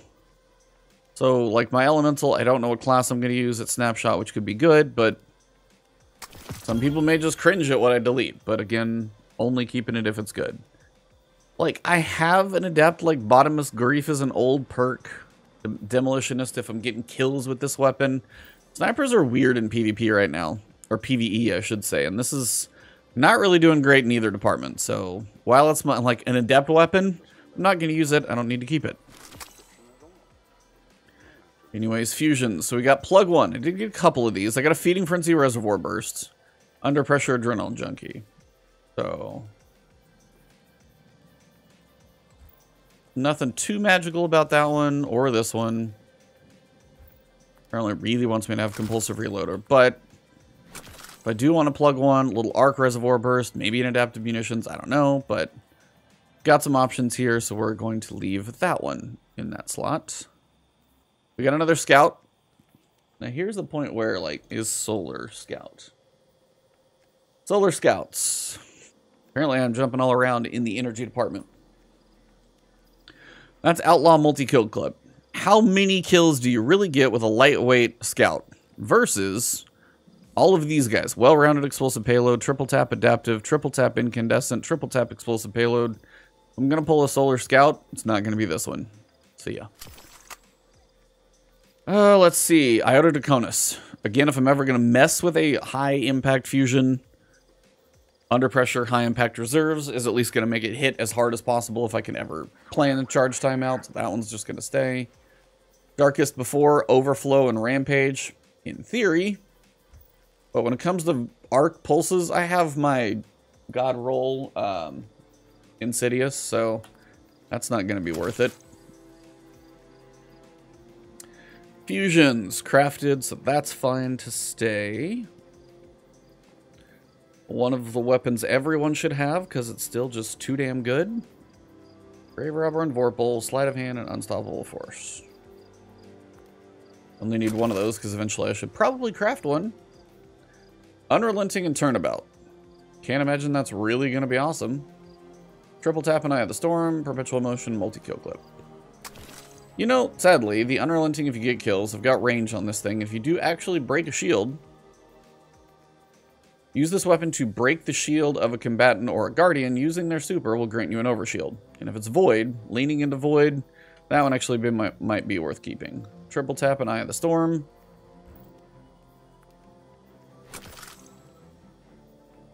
Hey, we're getting close to 500. We are thinking about it. Alright, I think I've got retraced path. I think the only pattern I'm missing from dares. Yep. I just need to go craft a bunch of stuff. Just craft some frames so I have them. And then I'll work on leveling them up as we go through. But yeah, the one I'm missing from dares is Battler, of which I just got to run Legend a couple more times, of which I don't even know what that's going to be like during Lightfall. Hopefully that gun's not too crucial. Got a couple options if it is amazing for whatever reason. Let's see. So we got crafted. Scouts. I've got a lot of Amalons for a reason, because they serve a pretty good purpose. Snorri. Stats for all, one for all. Am I going to use this in the way that in my head, stats for all, one for all, hit 3 targets, you get the stats for all both, and then I'm just going to start mowing down enemies with a fusion rifle? Probably not. Compulsive Reloader, Frenzy, and Amalon. This is just like Ultra Reloader, stability, range, and stability. Maybe decent, depending on what I'm doing with it. Reservoir Burst, I do have one of those with Reloader, so that's actually probably even better. When we've got Successful Warm-Up, I've already got Reservoir. If I'm going to base it around reloads, then each final blow increases charge speed. Yeah, that kind of like, you want multiple kills, so you can actually get the quicker charge time, which those don't work as well together. Reservoir Burst and Surplus. I've already got my Compulsive Reloader. I'm probably never going to use a stats for all, one for all fusion rifle. Could it probably work? Maybe. Would it ever plan out the way I really wanted to? Most likely not going to make it work. Okay, we're down to 2. Let's look at Amalons. We got stats, adaptive munitions, and turnabout. Now this, when it comes to next season, with no match game, so breaking shields will be easier. This will be even quicker at breaking shields. If I need a solar pulse for anything, turnabout getting me a little bit of a reserve shield. Not bad. Stats for all, one for all. Again, not a bad setup, but this is all about the grenades. Decent roll. This is adaptive and disruption break. Now, at least disruption break on a normal weapon would let me swap over to something like Arbalist, in theory, and be able to do more damage to him that way. But still, am I really going to get the most out of it? Let's see what Disruption Break actually does. On Elemental Barrier or Guardian Shield Break, applies a debuff that grants 50% increased kinetic damage for 5.5 seconds. Stacks with other buffs due to it being a weapon trait. Man, it's literally all about breaking shields and then swapping over to something just to smash it in the head. If I paired this with Arbalist, that's not a horrible situation. Now, I don't need 2 of them. So let's see, we've got Extended Mag and Stability. Or here, we've got Accurate. Yeah, we're keeping that one. So one of those can go. Alright, well, we got rid of 1. So that's for all, one for all. Again, I don't end up using that much. Am I going to, like, if I focus on a target, I don't tend to, like, spray to 1, 2, 3, and then focus on a target for 10 seconds. I tend to work on one target at a time. Now, maybe that's me not playing into the perks. Because, I mean, the benefits you get from those two, it's actually a good roll. Still not entirely sure if I'll ever get Funnel Web. Not going to be as fantastic as it was. And honestly, something like Subsistence and Frenzy, being as you get damage, but if you're in combat, then you can get a faster reload and get back into, because Vice Stinger's not going to be as good, but Subsistence, extra damage, that's not bad. I have 2 Adrenaline Junkies, I probably only need 1. So that's Stability, Reload, Range, and Handling. This one is Tactical Mag, so I've got Stability, Reload, and like 1 bullet, usually. Small bore and handling. Kind of a 6 of one, half dozen of another situation. I think of the 2, I'm keeping that one though, because that one didn't get used. Speaking of Void SMGs, we've got more. So I got Fragile Focus and Iron Reach. This is if I ever... This is like a PvP copium here. Range and reload. Stability. Range.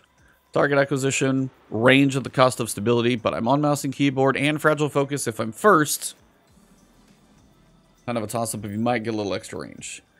Fragile Focus and Repulsor Brace. Now this one, in theory, would be like a PvE situation. So this one really probably wouldn't work quite as well. Feeding Frenzy and Kill Clip. Yeah, if you're going to have another option, that's probably going to be okay. Feeding Frenzy Adrenaline Junkie, Feeding Frenzy Rampage. Rampage. Add Junkie or Rampage. Kind of a toss-up. Going to be close. While this weapon is equipped, taking damage accelerates the next reload. Probably need to see which of those I like. Wise and Rebuke. Subsistence and Backup Plan. Subsistence and Vorpal. And this is a high impact, under pressure and backup plan. So if I'm ever going to do like a PvP situation, swap, low mag, at least try and hit him that way. Because backup plan will be faster charge time when you swap, under pressure. It is a long charge time anyway. But then I've got stability and range on this thing to go with it. That's a decent roll. Subsistence and Vorpal. I don't really see a situation I'm ever going to use this in that way. So, and then subsistence and backup plan, it's just kind of counterintuitive. Dead weight, subsistence, and surrounded. I mean, in theory, kills while you're in the mix would make sense. Will I ever use it that way? I don't know, actually. Epicurean. Surplus and Repulsor Brace. Like, in theory, Repulsor Brace gets you that nice, like, 50% overshield. I wish I could ever craft an Epicurean and just spend more time in Duality, but that's a whole different situation.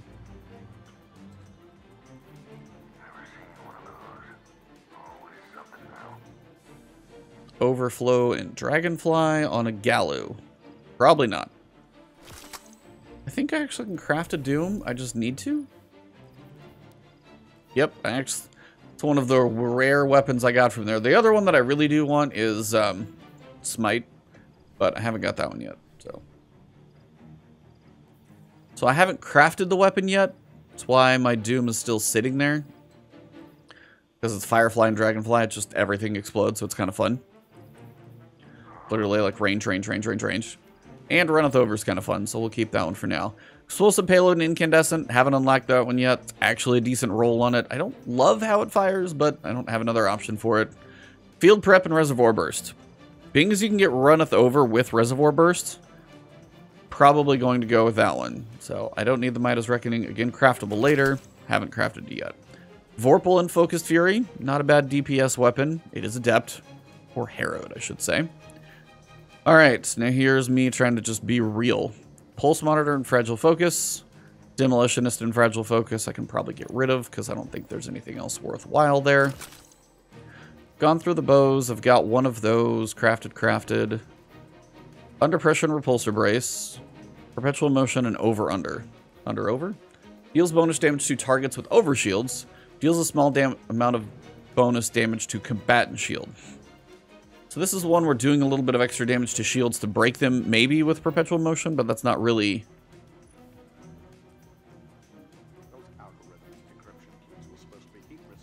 It would be a decent PvP role, to be honest with you, but I don't know if I'm ever going to find a good use for that. Repulsor Brace, if I do get into like some void buffs, maybe.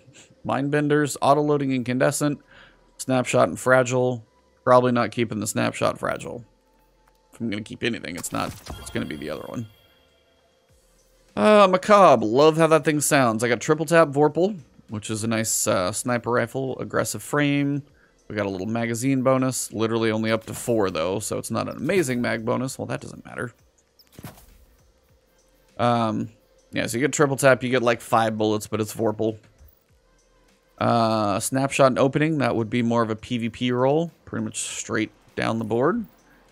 And then we've got our Volt Shot, which is kind of a fun thing to use, but reloading after this weapon, after defeating a target, makes it jolt.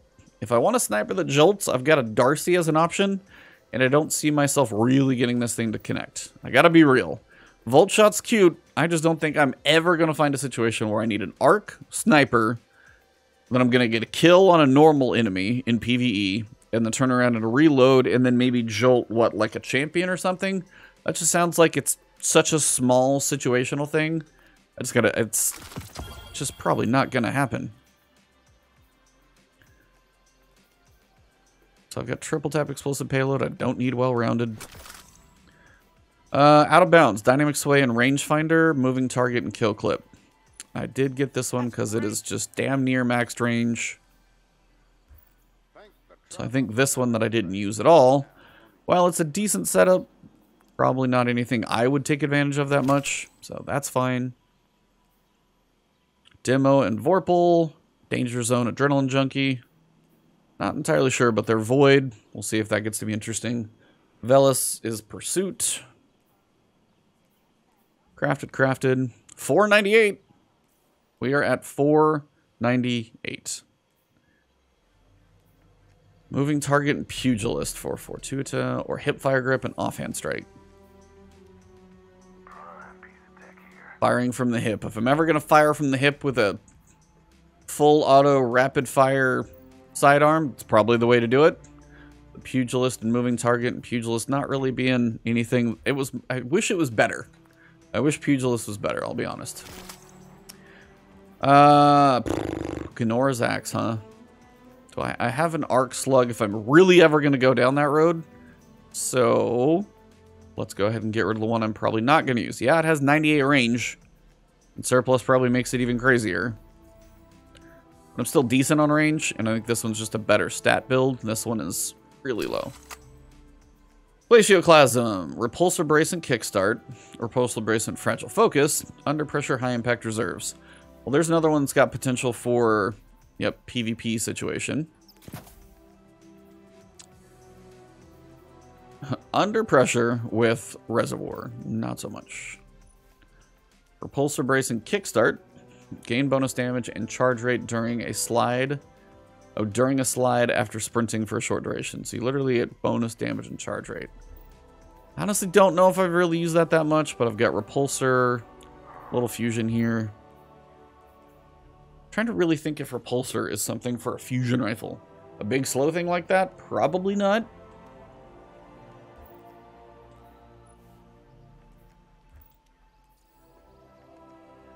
What else do I have? See, as like I think other things for Repulsor.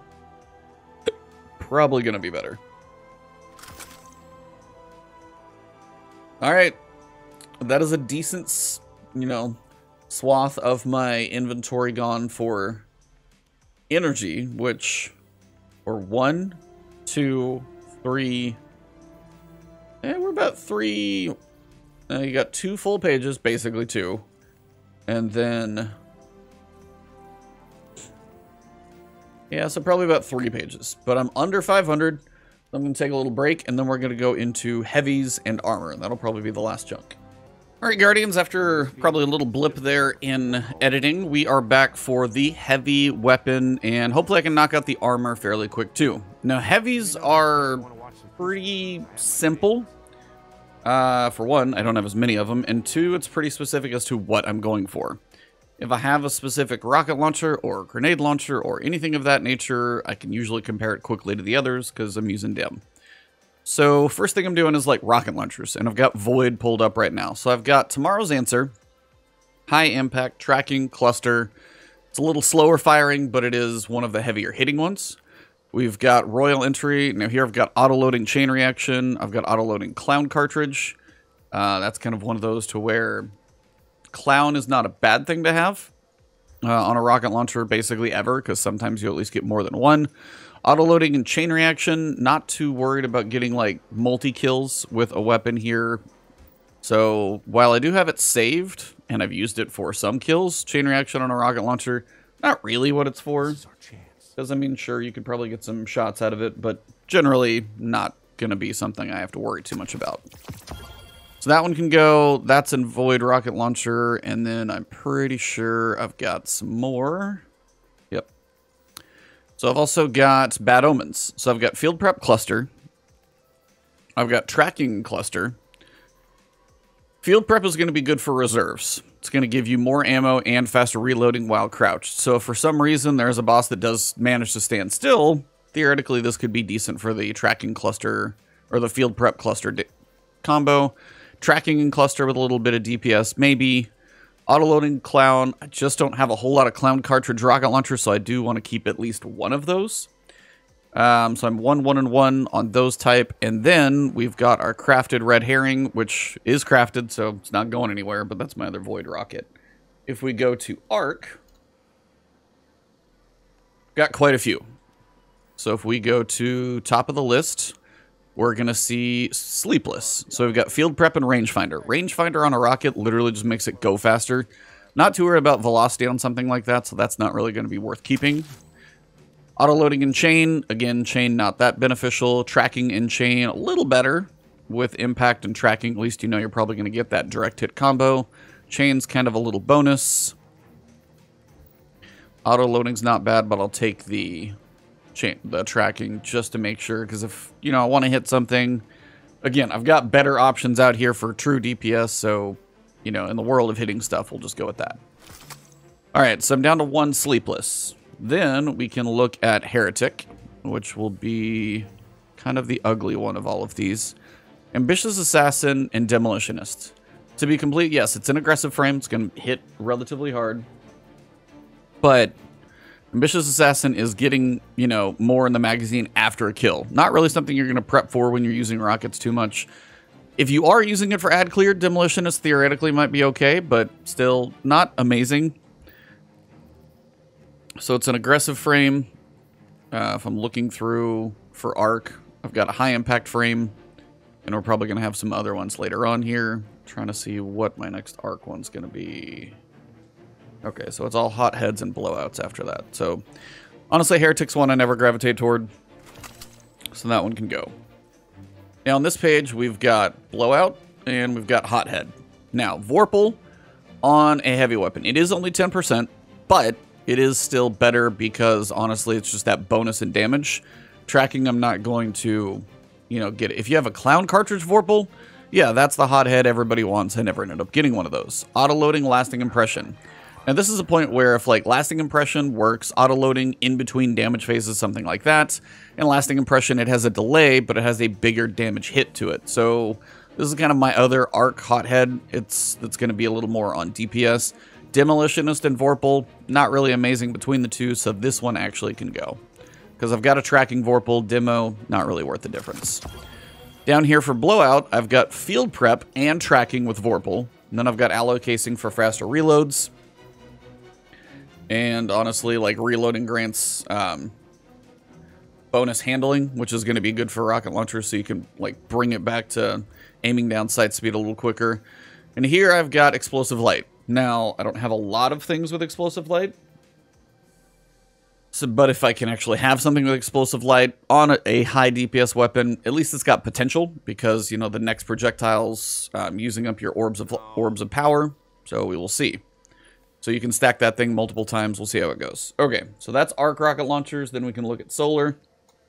Probably my least, like, cool rocket launchers. Let me move a couple of these back. All right, so outside of exotics, which I just move a couple of these back in here, Ascendancy is one of these. Like, we've got Impulse Amplifier for speed and reload.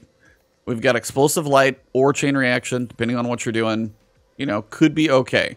Just because. Now, it's Precision Frame, has intrinsic tracking on it, so you've got tracking and the other options here. It's a decent rocket launcher. It's a pursuit weapon, so I mean, it's one that most people are going to have, so that's not a big deal, but we have that sitting there, so we kind of need to keep that in mind. Apex Predator, tracking and autoloading. It's an adaptive frame. It's fine. DPS is not going to be, like, amazing. But tracking and autoloading, not really a combination of anything too specifically great. And especially since Ascendancy already is going to have, you know, a decent amount of DPS on it. If I have something else with tracking or better, that one's probably gone.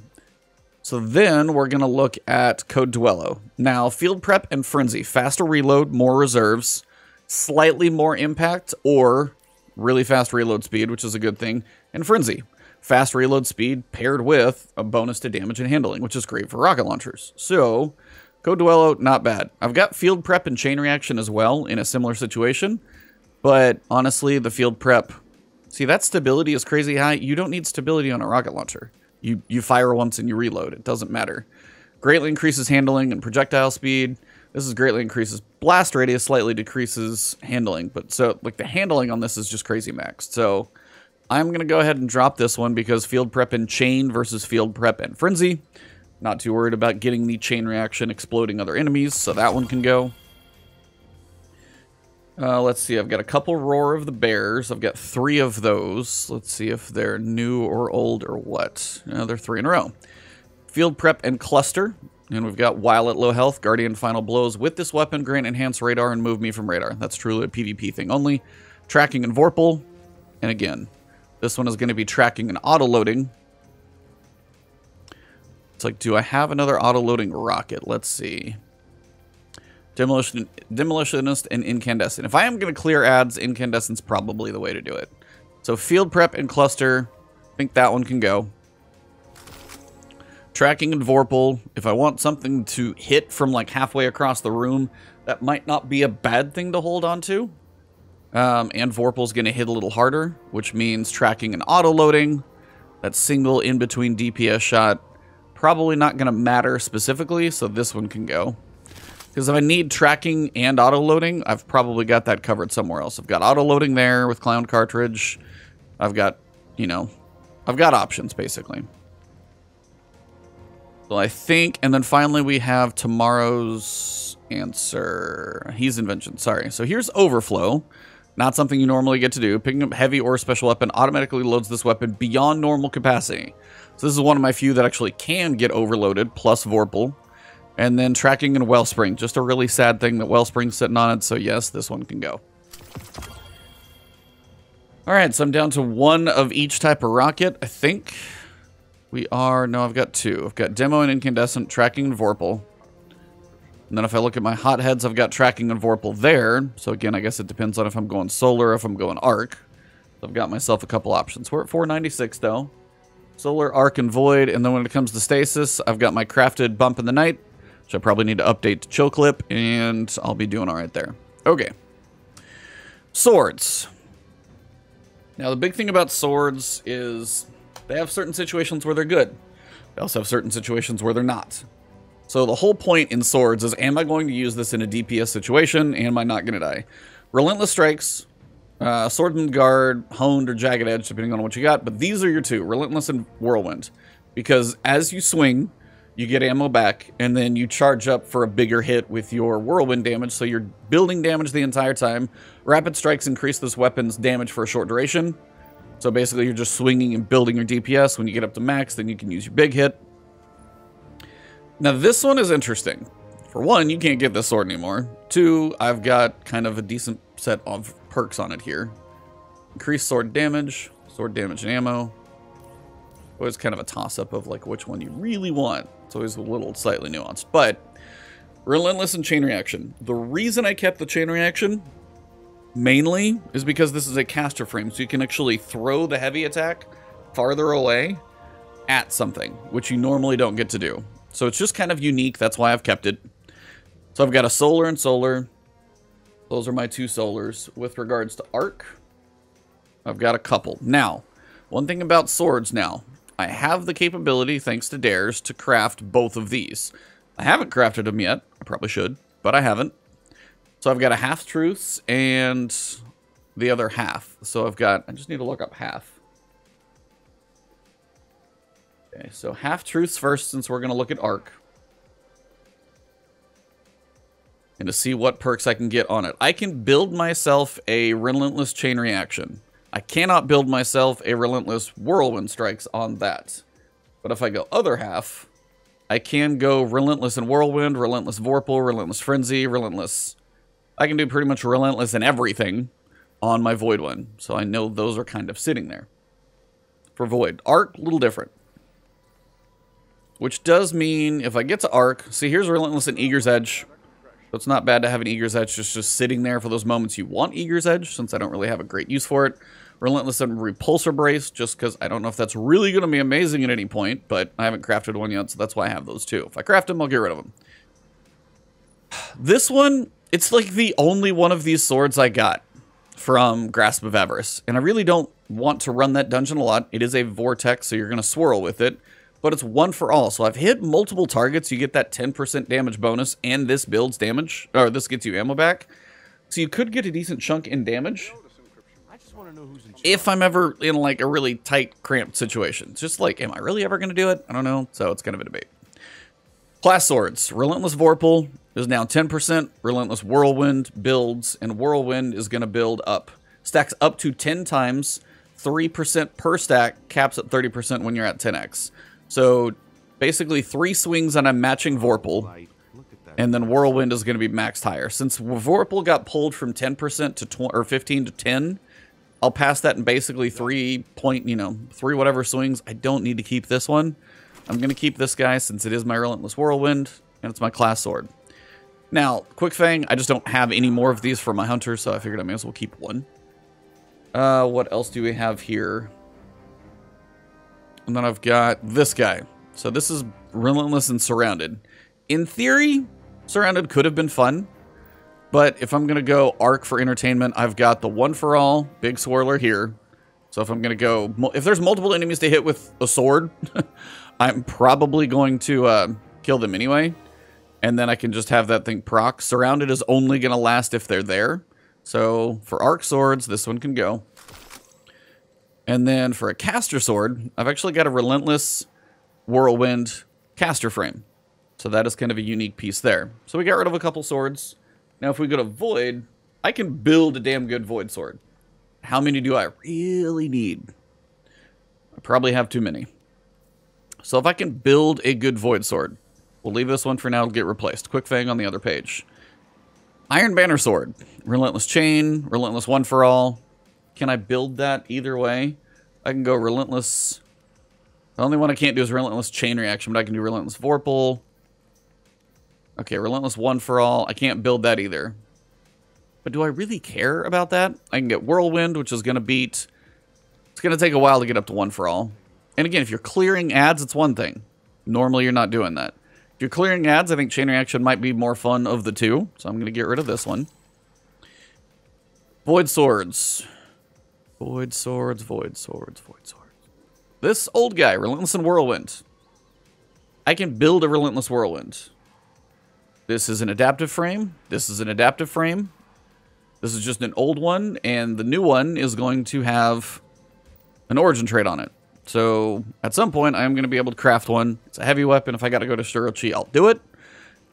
It's an old guy, though, so, you know, served me relatively well. It's been a while, but I can craft the exact same thing in multiple different ways, so it is time to probably put this one to rest. And I've got this. This is the Vortex Frame swirling one. This is like the old school, you ever got the Jagged Edge, Swordsman Guard, Relentless Whirlwind Guard. It's kind of the sword you wanted to keep. So for swords, I should be down a little bit. I'm down to 5 Void Swords. Probably still too many. So I've got my Crown Splitter, class specific. Whirlwind, Swirly Vortex. Quick Fang, I don't play my Hunter that much. And Relentless, I can just basically give him that. So honestly, Quick Fang, it's the only one like it. So it's like a lightweight frame where you can run around and do what you're going to do. But am I really ever going to get much use out of that as a Hunter? I don't know. I don't even play that Hunter that much. Yeah, Hunter Sword. We're just going to let you go. I'm trying to be reasonable. I will at some point need to craft both of these. I might just craft them while I'm like, you know, goofing around for the final day or so. Okay. And again, I may post this thing up today or tomorrow. Depends on what order I post my day one checklist for you guys to go over. Finally, we've actually got Stasis Swords, and we have a couple since we've been doing this for a minute. So we got a Relentless Whirlwind Stasis, which if for some reason I ever need Stasis to be a thing. Then I did get an Energy Transfer and Cold Steel, along with Assassin's Blade. But I got a Relentless Vorpal Sword. But I also got a Relentless and Cold Steel with a Duelist Trance. Sword Final Blows grant increased charge rate, efficiency, and defense until this weapon is stowed, which I'm not too worried about. This one, okay, so I've got Relentless, Vorpal, Cold Steel, and Duelist Trance. Wait, is that basically everything this one has except -1?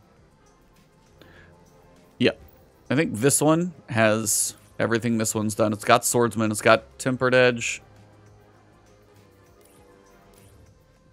That's pretty good. And then I don't need to keep 2 because, yeah. So these are basically the same. I just have one more perk on this one.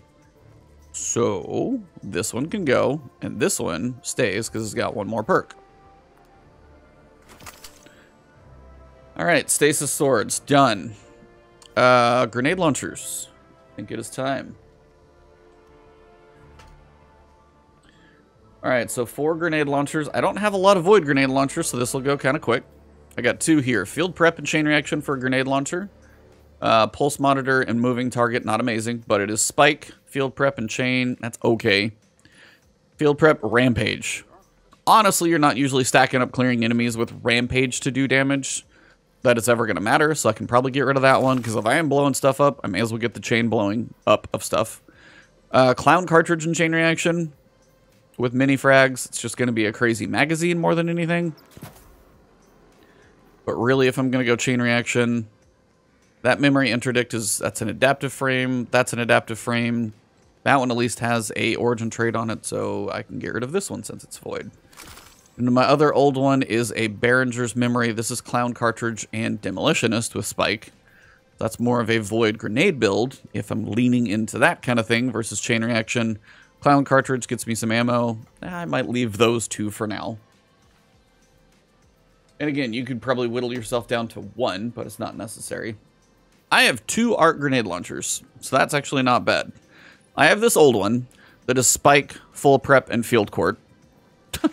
I could not have said that backwards. I said full prep and field court. Switch those, but you guys know what I mean. The new grenade launcher everybody wants is the Wendigo. So full court is just harder to take advantage of. I mean, this is the way you'd want to do it, but more often than not, they don't make things sit still so you can launch stuff from very far away. And I've got my crafted Tarnation. It is level 99. That cracks me up, actually. I used this for a while. Spike grenades, chain reaction. I can craft it. I've got Psycho Hack, which actually lowers damage output, which is kind of nice. Yeah, field prep and full court is probably just not going to be the thing to take advantage of, especially with a grenade launcher. If you're that far away, half the time you're going to miss and they're not standing still, so it's time to say goodbye to that one. So yeah, I have 1 arc grenade launcher. Hopefully I don't need any more. Solar grenade launchers. We have Cry Mutiny, which is not a big deal. I have a field prep and Vorpal. Not amazing. And then I've got an older one here with field prep and ambitious assassin with spike. At least I've got a spike grenade solar. The Cry Mutiny is a little weird. Basically, I need to farm Wendigo today because my solar grenade launchers are kind of pitiful. Field prep and Vorpal, at least for 10% ammo. You know, a little reload speed perk there. That's not bad. Versus this one, which is field prep and ambitious. Yes, it has spike, and this one does not. So the spike is nice for the bonus damage. I don't know, which one do I care about? Vorpal for the damage, or, well, which one's a better perk? Let's see, Outrageous Fortune.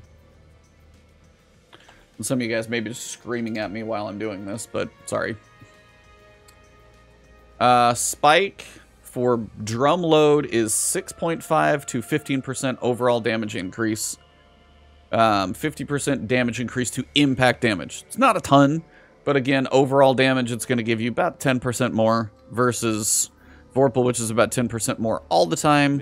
Spike, you got to hit. This one doesn't. They're about the same. I'm going to keep 1.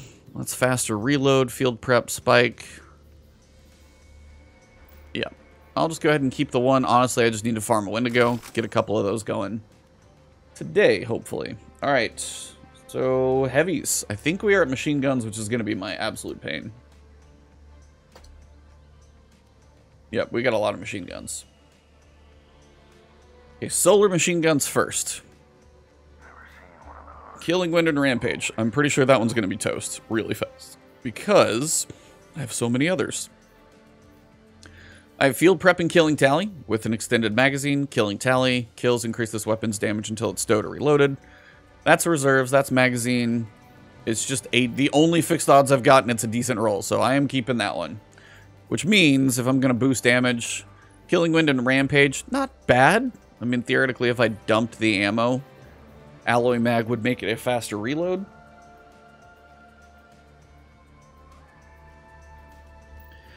But again, it's a high impact frame 360. I do like how it fires, but I've got a high impact frame 360 here. It's just better. So, yeah, we can just go ahead and pass on that one. I'm getting rid of a Rampage machine gun. Maybe a dumb idea. I don't know. But not that worried about it.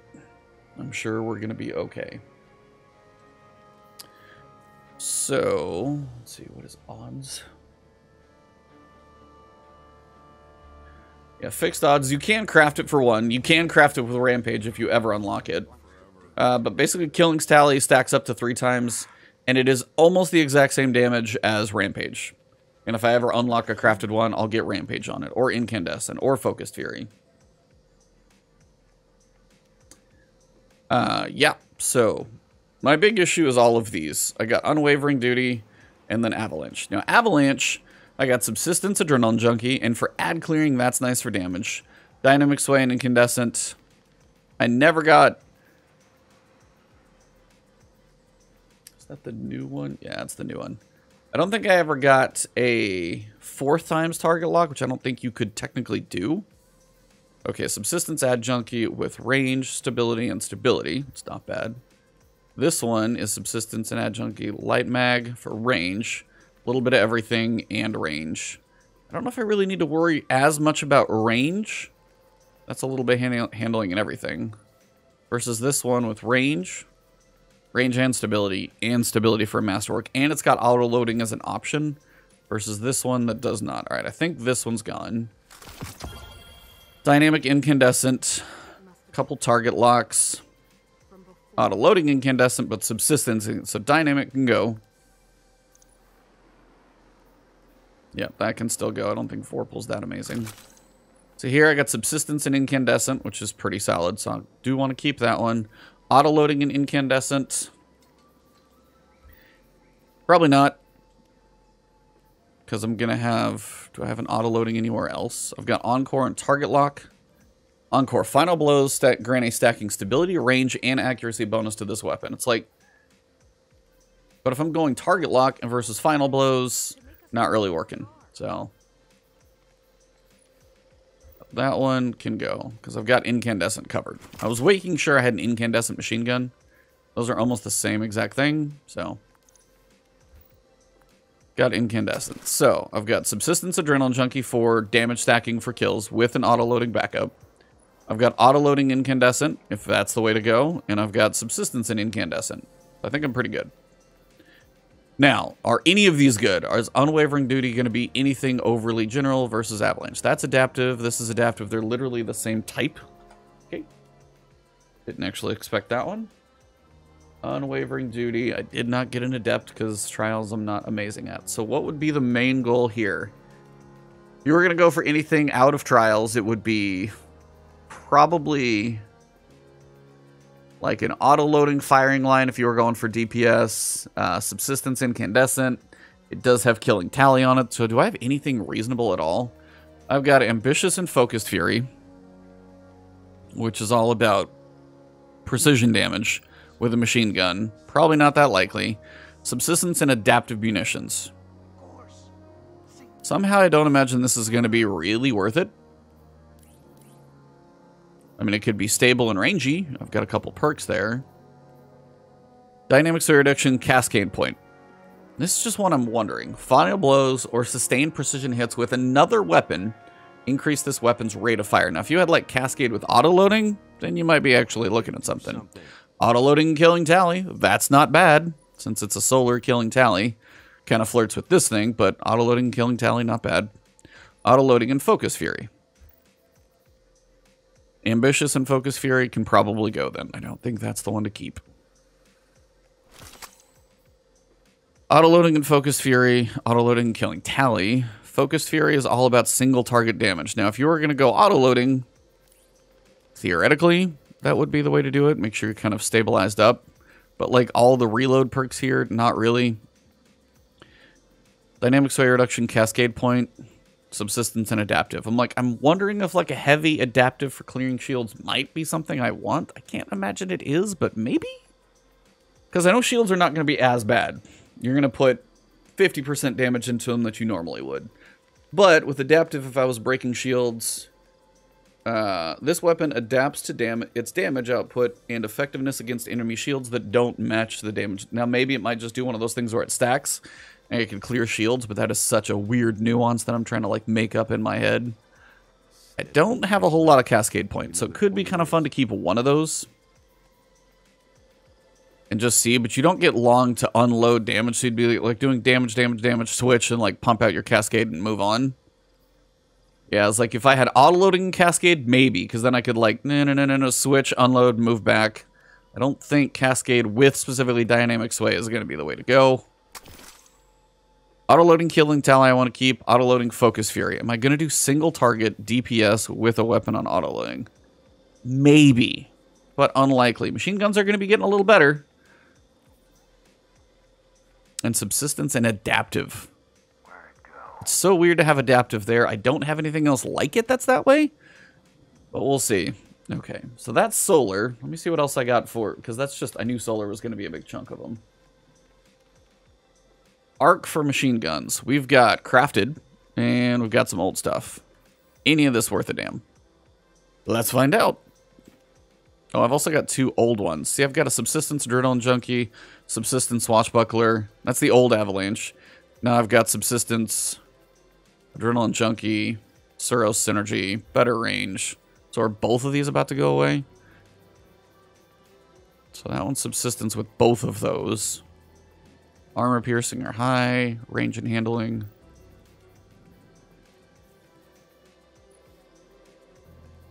So weird. Those have barrels, these have scopes. That's actually weird.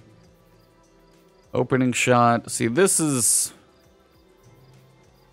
That would almost be like a PvP.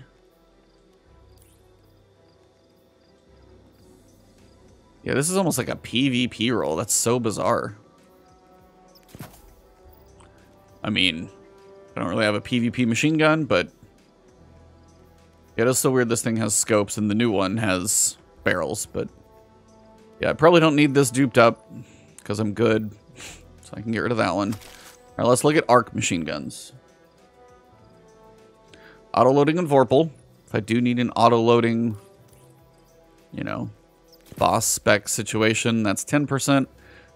Auto-loading, swap in, other stuff that I'm shooting. Field prep and Vorpal. Well, if I'm going to do anything, auto-loading's probably good. Field prep. See what else I've got for arc. Whole lot of copium going on right now. Dynamic Sway Reduction, Dragonfly. Sorry, Swarm. I've actually got Adept Swarm, so I'm not keeping you. Even though Dragonfly can be fun. It's not necessary. Outlaw and Dragonfly, or Surplus and Vorpal. Well, I've got Field Prep and auto-loading with Vorpal, so Surplus and Vorpal's definitely not the way to go. Outlaw and Dragonfly. Do I really ever want to make sure that I can explode heads with a machine gun while I'm killing stuff? I mean, it could be fun, but is it necessary? What is our crafted guys options? I gotta know. So Plank Stride, which I don't love the 900 RPM. I feel like this thing is just squirrely. Recoil direction's a 56. Yeah, that's why I don't love the way it hits. This is your right hook, pugilist, grave robber. See, it's like in theory, I was like, oh, that could be cool. Not. I kind of wish it was, but it's not. Yeah, so that's going to be just other type. So I've got Outlaw Dragonfly or Auto Vorpal, Field Prep Vorpal. Which of these two do I want? Do I want more reserves? We're getting a boost to reserves, which is actually not going to be a bad thing. Crouching and reload speed with some stability there. Versus auto-loading where you don't think about it. Just like pump out the clip and then move on to what you're doing. Maybe.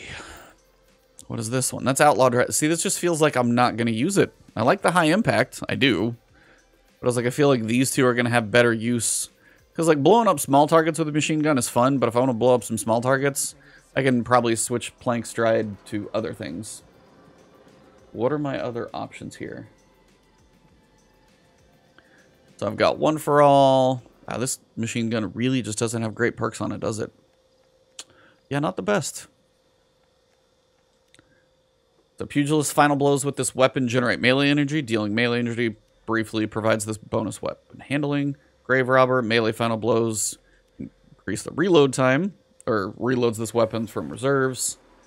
You've got Swashbuckler if you're going into melees. It's a weird machine gun. There's one for all technically on it. Got Mulligan, it's got Compulsive Reloader. Yeah, it's just a weird machine gun. That's why I was like, I never really loved that one. So when it comes to arc machine guns, I've got Outlaw Dragonfly, and I've got Field Prep and Vorpal. And Auto-Loading and Vorpal. I don't love those, but that's mostly it. Alright, finally we got linear fusion rifles. Alright. Pulse Monitor and Demolitionist, high moving target and high impact reserves. This one can probably go. You just don't get many Corsair's Wrath, so I wanted to keep one. But if you really want a solar linear fusion rifle, you should probably be using something. Well, that's 4th times in Focus Fury. I never crafted one, but it's probably as good as I was going to do. So, yeah, charge time and liquid coils kind of balances out your damage there. Magazine size with 4 times, though. That's actually pretty damn good. That's probably going to be my solar one, which means this one can go. It's been sitting there for a while. Good old Threaded Needle, Rapid Hit and Frenzy. Still decent. Or at least it was. That means I definitely don't need Field Prep and Vorpal, because we now have the thing called the Taipan, which I have been using pretty much exclusively.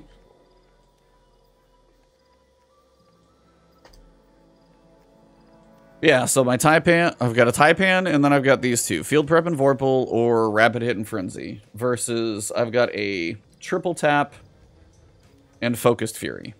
And I've got 7 in the mag. Triple Tap, I can file for a while. Viced isn't quite going to be as amazing, but it's still probably going to be better. So Rapid Hit and Frenzy is some damage. Focused Fury boosted up to 20 after you spend, you know, part of your magazine. It's like Threaded Needle. Still like the God roll, though. I can probably get rid of Threaded Needle and Vorpal, though. Or the Field Prep and Vorpal. Alright, so I have like 2. Alright, what about Arc? I don't have great Arc linears, actually. My Storm Chaser, Rangefinder, and Demo, Well-Rounded, and Rampage. Neither are amazing, I'll be honest. I just did not get lucky with Storm Chaser. What else? We've got our Volt Shot buddy, Rapid Hit. You're going to have one. Probably the way to go. I can get up to 7, but that doesn't matter. Still. I've got an Arc one of those. And then I have an old Tarantula. I use this for different activities, but it's so old. No origin trait. It's just Dragonfly. It's fun, but it's time. See, I'm just getting rid of some old stuff, mostly. I'm finally just, like, cutting the cord. Storm Chaser, Well-Rounded, and Rampage is, like... It's a 3-round burst. Rampage isn't going to be that amazing. Rangefinder and Demo, also not amazing. If I'm going to go for any type of DPS, I would probably just set up my Spyglass to do what it needs to do. Because, I mean, I can set it up with Focused Fury, Clown Cartridge, Vorpal, Frenzy, Rapid Hit. Like, I can probably make a better one. I'll keep one. I don't even know which one to keep. Neither of them are great. I know Storm Chaser's decent with the triple, but my Storm Chasers were not good. I'll keep... Yeah, it's just like kills with this thing. The fact that I can activate, throw it with my grenade is kind of a reload. Slightly better with Rampage because I'm not going to get a whole lot of kills that do great with that 3-burst situation. So I just need a better roll because that thing is just not good. Fire and Forget, that thing is crafted. I think that's my last linear here because Sail Spy, I haven't crafted because I have this one. But you can technically craft it.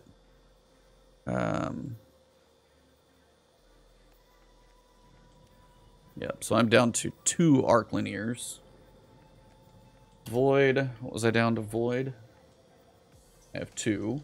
And then Solar, I have my 1. And Stasis, I probably have too many. Yeah, I have 4. So I've got my crafted guy. And then I've got 1, 2, 3. Yeah, 3 of these. Triple tap firing line. It's not perfect because it's the old version. It doesn't have Vice Stinger, but Vice Stinger's not going to be quite as good. Clown Cartridge and Headstone. I don't know if Headstone's ever going to be great for a build, but I kind of like to keep that Clown Cartridge and Vorpal versus Triple Tap and Firing Line. If I'm going for DPS, Clown Cartridge, Vorpal, more of a solo situation. This is a group situation because Firing Line does nothing for me on my own. I'm really going for DPS. I think Fire and Forget I can craft into what I need if I want a DPS option. Yeah, so if I want DPS, I could probably go, what, Field Prep, Vorpal, Focused Fury.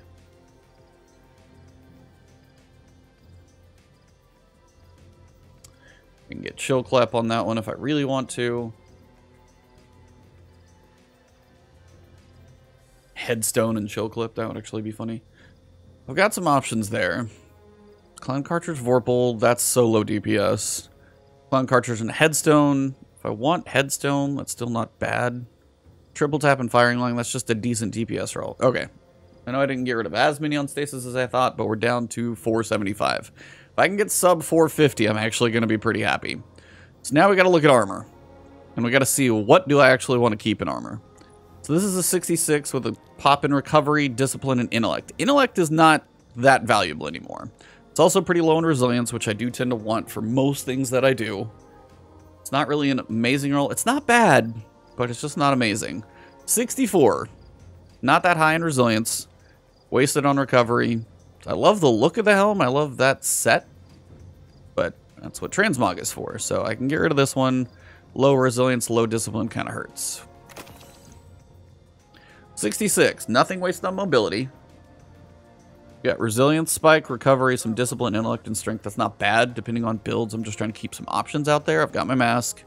I've got an Artifice Helm. Now, this one hurts. I don't even know if Dim will show me Artifice. I don't know where it just put that head. Yeah. So I have a 60. Again, for whatever reason, does not want to give me an Artifice Helm with any Resilience at all. Kind of killing me there. But that's a 61 with Mobility. So Recovery, Discipline, Intellect versus the Cowboy Hat, which is, I think, even more wasted on Mobility. Yeah, that one's at least got some Recovery, Discipline, and Intellect to it. 64. Resilience, Recovery, Discipline, low Intellect, and Strength. Not bad. Oof. Yeah, this is a 66 total, high Resilience, Recovery, and Discipline, and Strength. I was like, I can't really ask for a bunch more if I'm going for a Strength build. That's probably the one I would use. 64. It's fine. It's not amazing. A little too well-rounded. Nothing too specifically great about it. And it's a 64, so. Also a 64. Resilience, Recovery, High Discipline, some Intellect. Is this another mask? I need one mask. I don't need... Yeah, it's an old one, too. One mask is good. I'm good. I'm trying to go Legendary Armor first. That's 66. That's 66. Which one am I going to use? I'm probably going to use that one because it's actually got Resilience for my Titan. Versus this one that really doesn't have that much. It's a little spiky in Intellect as well. It's a 66, but it's just not where I want the stats to be. Now this one just makes me laugh. This is mainly here for... if I'm ever trying to do a Discipline kind of build, where I just need high Discipline and I've got some Resilience, the Mobility sucks. For 20 Mobility for me, I don't even know if I'll still ever use that, but the Spike is just weird. Whew, that's nice. A little high on Intellect. Resilience there as well. That is just well-rounded. That's a 66 total. It's decent Recovery. A little higher than I'd like, but I've Masterworked it, so I don't need to get rid of it. Masterworked to 67. Don't really need to get rid of that with a really high Discipline. Like, see, there's stupid grenade builds that I have possible. 64. Recovery, Discipline, some Intellect, some Resilience. 64 with a whole, you know, smattering of well-roundedness, but nothing wasted on Mobility. Same as there, just more Resilience on this one. Higher Recovery and Discipline. A little less Intellect gives me some Strength. But I'm going to want the Resilience in most builds that I want for a Titan, so I can probably get rid of this. 63. Iron Banner. Still need to keep some Iron Banner gear, just because Because we do. Also get rid of any mods on any armor. Hopefully I remember to do that. Resilience and Discipline. 63 total. It boosts up to a 75. Maybe. Maybe. Whew. Okay. So that's a full resilience thing with some stuff in the bottom. That's a keeper just because of how it's just obscurely weird. Alright, so this is Artifice Arms. I don't think I've got great Artifice Arms. Yeah, because I got a 63 with a weird well-roundedness. And then my Artifice Arms here. Well, that, no, where'd they go? Here. If I remove all the weird mods. It's a 71, so that means it's a 59. It's not good. But for Artifice, it's Resilience Recovery. While the Intellect isn't great, it's not amazing. This is a 63. Resilience Recovery, Discipline, Strength. That's not bad, but I feel like I've got like damn near God Roll Gauntlet somewhere. Yeah. Resilience, some Recovery, high Discipline, some Strength. Like that's a 64 versus a 63. I've got more Resilience, less Recovery. More Discipline, less Strength. That's more kind of what I would probably use, so that means the Deep Explorer probably gets to go. It's not Artifice either, so it can go. If that was Artifice, that'd be great, but my Artifice rolls have been garbage. 79. That's Masterworked. I'm not probably just going to chunk it until I need to dismantle it for prisms, because I don't have any place to put the prisms right now. That was a 64. Nothing wasted on mobility, resilience, recovery, discipline. It's not bad. See, some of these I just keep for build options, because you never quite know what stats need to be moved around in what places. That's a piece. That's not even Artifice, is it?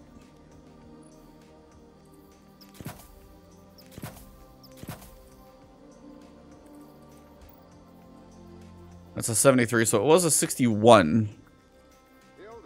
But it's max. Like, these two...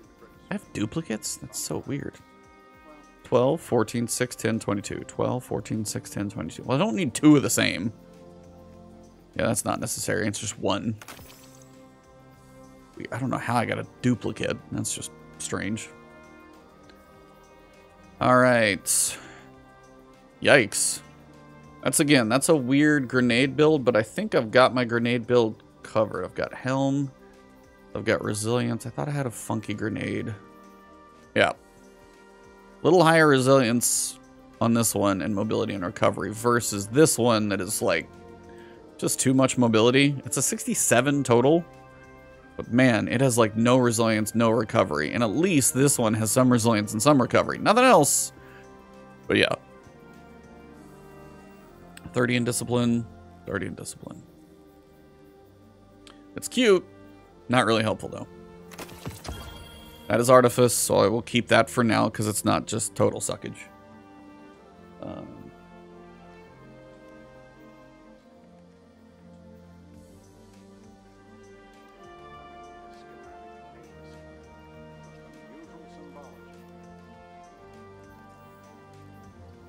That's an Artifice. That's a 63 with damn near no resilience. Recovery is not bad. You can throw a mod in there for resilience. Resilience is going to cost more though. But it's just with my Artifice armor right now, I'm trying to keep it until that stuff kind of settles. 64. It's a weird chest build. I gotta see if I get any other grenade spikes going.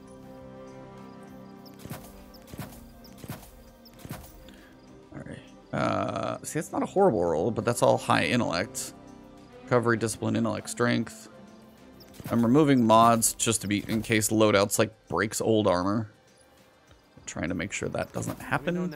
Not really too worried about it being an issue. That's just a 66, kind of well-rounded. That's a resilience, intellect, and strength roll. Whoa! That's just one you keep because you never know. When is your build going to need that? Sorry, you guys are getting the boring part of the armor. That's recovery and intellect. That's just pure recovery and intellect. So if I'm going to go for funky spikes, it's probably the one I would be using. That's a 67, that's a 64. Now that's a 65 with resilience and intellect. And here we've got Artifice armor. Man, my drops of Artifice armor have been bad. It's a 71, which means it was a 59. And it's just about as well-roundedly boring as it could possibly be. And I think I got a good chest. Let me put a couple of these back.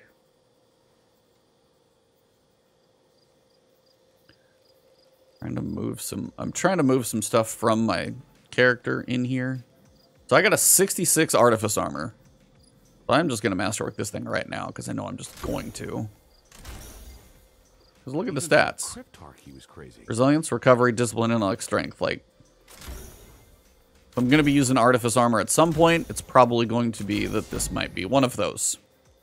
That one's just going to get locked down. 62, a 55. What are you doing in here? Sometimes stuff just falls in. And a 52? Yeah, you're gone. Well, that's a couple easy deletes. Alright, some legendary chests back here. 65. Pretty high resilience spike. Weird recovery. It's masterworked. I'm not just going to delete it now because I might later. 65. Not bad. But see, I have my Candescent stuff, don't I? So that means that was a 68. Masterworked to an 80. And then the spike is in resilience. Pretty well rounded. But a resilient spike, that I can't get rid of. 64 with a resilient spike, but it's just War Newmans. Not really great in all the other places. I've probably got something better. I'm going really crazy with it. Yeah, I'm probably not picking. It's fine. I'm probably never going to miss it. So here's a 63 Iron Companion Plate. Just for Iron Banner, I've got a couple options. See, I've got a 62 non-Artifice. Then I've got a 60... What was the 66 Artifice? And they are almost distributed the same, so that one can go. Boots, 64. That just doesn't look exciting. At least nothing's wasted on intellect, but some mobility is. 63. Well, that's already a better pair of boots.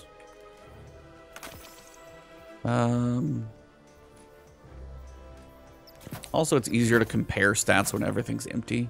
77 with no resilience. Like, that's just masterwork. That's why I still have it. 63. That's a... what is this?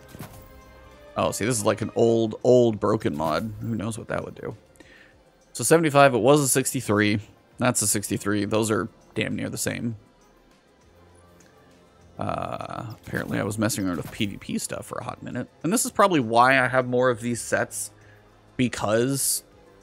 it was Arc, Solar Void, and Stasis Armor. Now we're not going to need that many. I just need to find a good set. Resilience, Recovery, Mobility.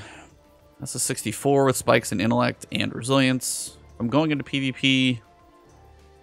It's all about the same, but I probably should just keep the 66. These calculations don't make any sense. 63. That's the Raid Armor. Not really too amazing. Yeah, see these tusked? Oh. That was a 65 masterworked. Yeah, it's like not keeping that. And then this is a 65 as well, a little more intellect. That's 64 though. See, that's yeah, kind of a toss-up. Keeping a couple of those options for build. 66. Probably one of the best raid boots I've ever had, and it's from the really old raid. It's funny. That's just my luck on things. And then Artifice, I got 62. My boots are all just junk, aren't they? A lot of them seem to be.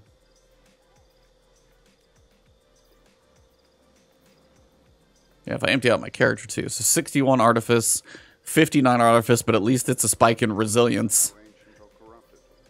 And then a 62. That's probably my best one. Some mobility, but you get Resilience, Recovery, and Discipline. Not much wasted there. It's not a 59. The 62 has got no Resilience on it, so I can't keep that one. Like, the Resilience is a smidge higher. But that one's just more functional for me. Yeah, I'll get rid of the 59, and at least that gives me a pair of Artifice boots that's not awful to look at. Alright, and then finally we get two exotics. Pretty much, I will kind of wrap this up quickly, but I'm going to go through it like Resilience, Recovery, Discipline, Strength, and a 69 is the other one possibly going to be better than this. So 67 is well-rounded, some is wasted on mobility, so no. And it's all about a barricade exotic, so it's like, what is the exotic doing? It's for my barricade, which means get rid of something else. So that's mostly what I'm going to do. Make sure I have one of these copies. Like here's a 65 and here's a 65. Not pretty much any different. A little bit more resilience. Slightly more intellect than this 65. So yeah, it's kind of a toss-up. Both of them suck. Nobody's going to use the exotic, so it probably doesn't matter. I can get rid of this one. So that is going to wrap up the clean. I'm sub 400. I'm sub 500, and I should be able to get to 450 when I clean up these exotics. So that is what I'm probably going to end up doing off stream. If you guys enjoyed watching this one, you know, it was a vault cleaning, but it was mine. It was long. It was ridiculous. Kept you entertained. Cool.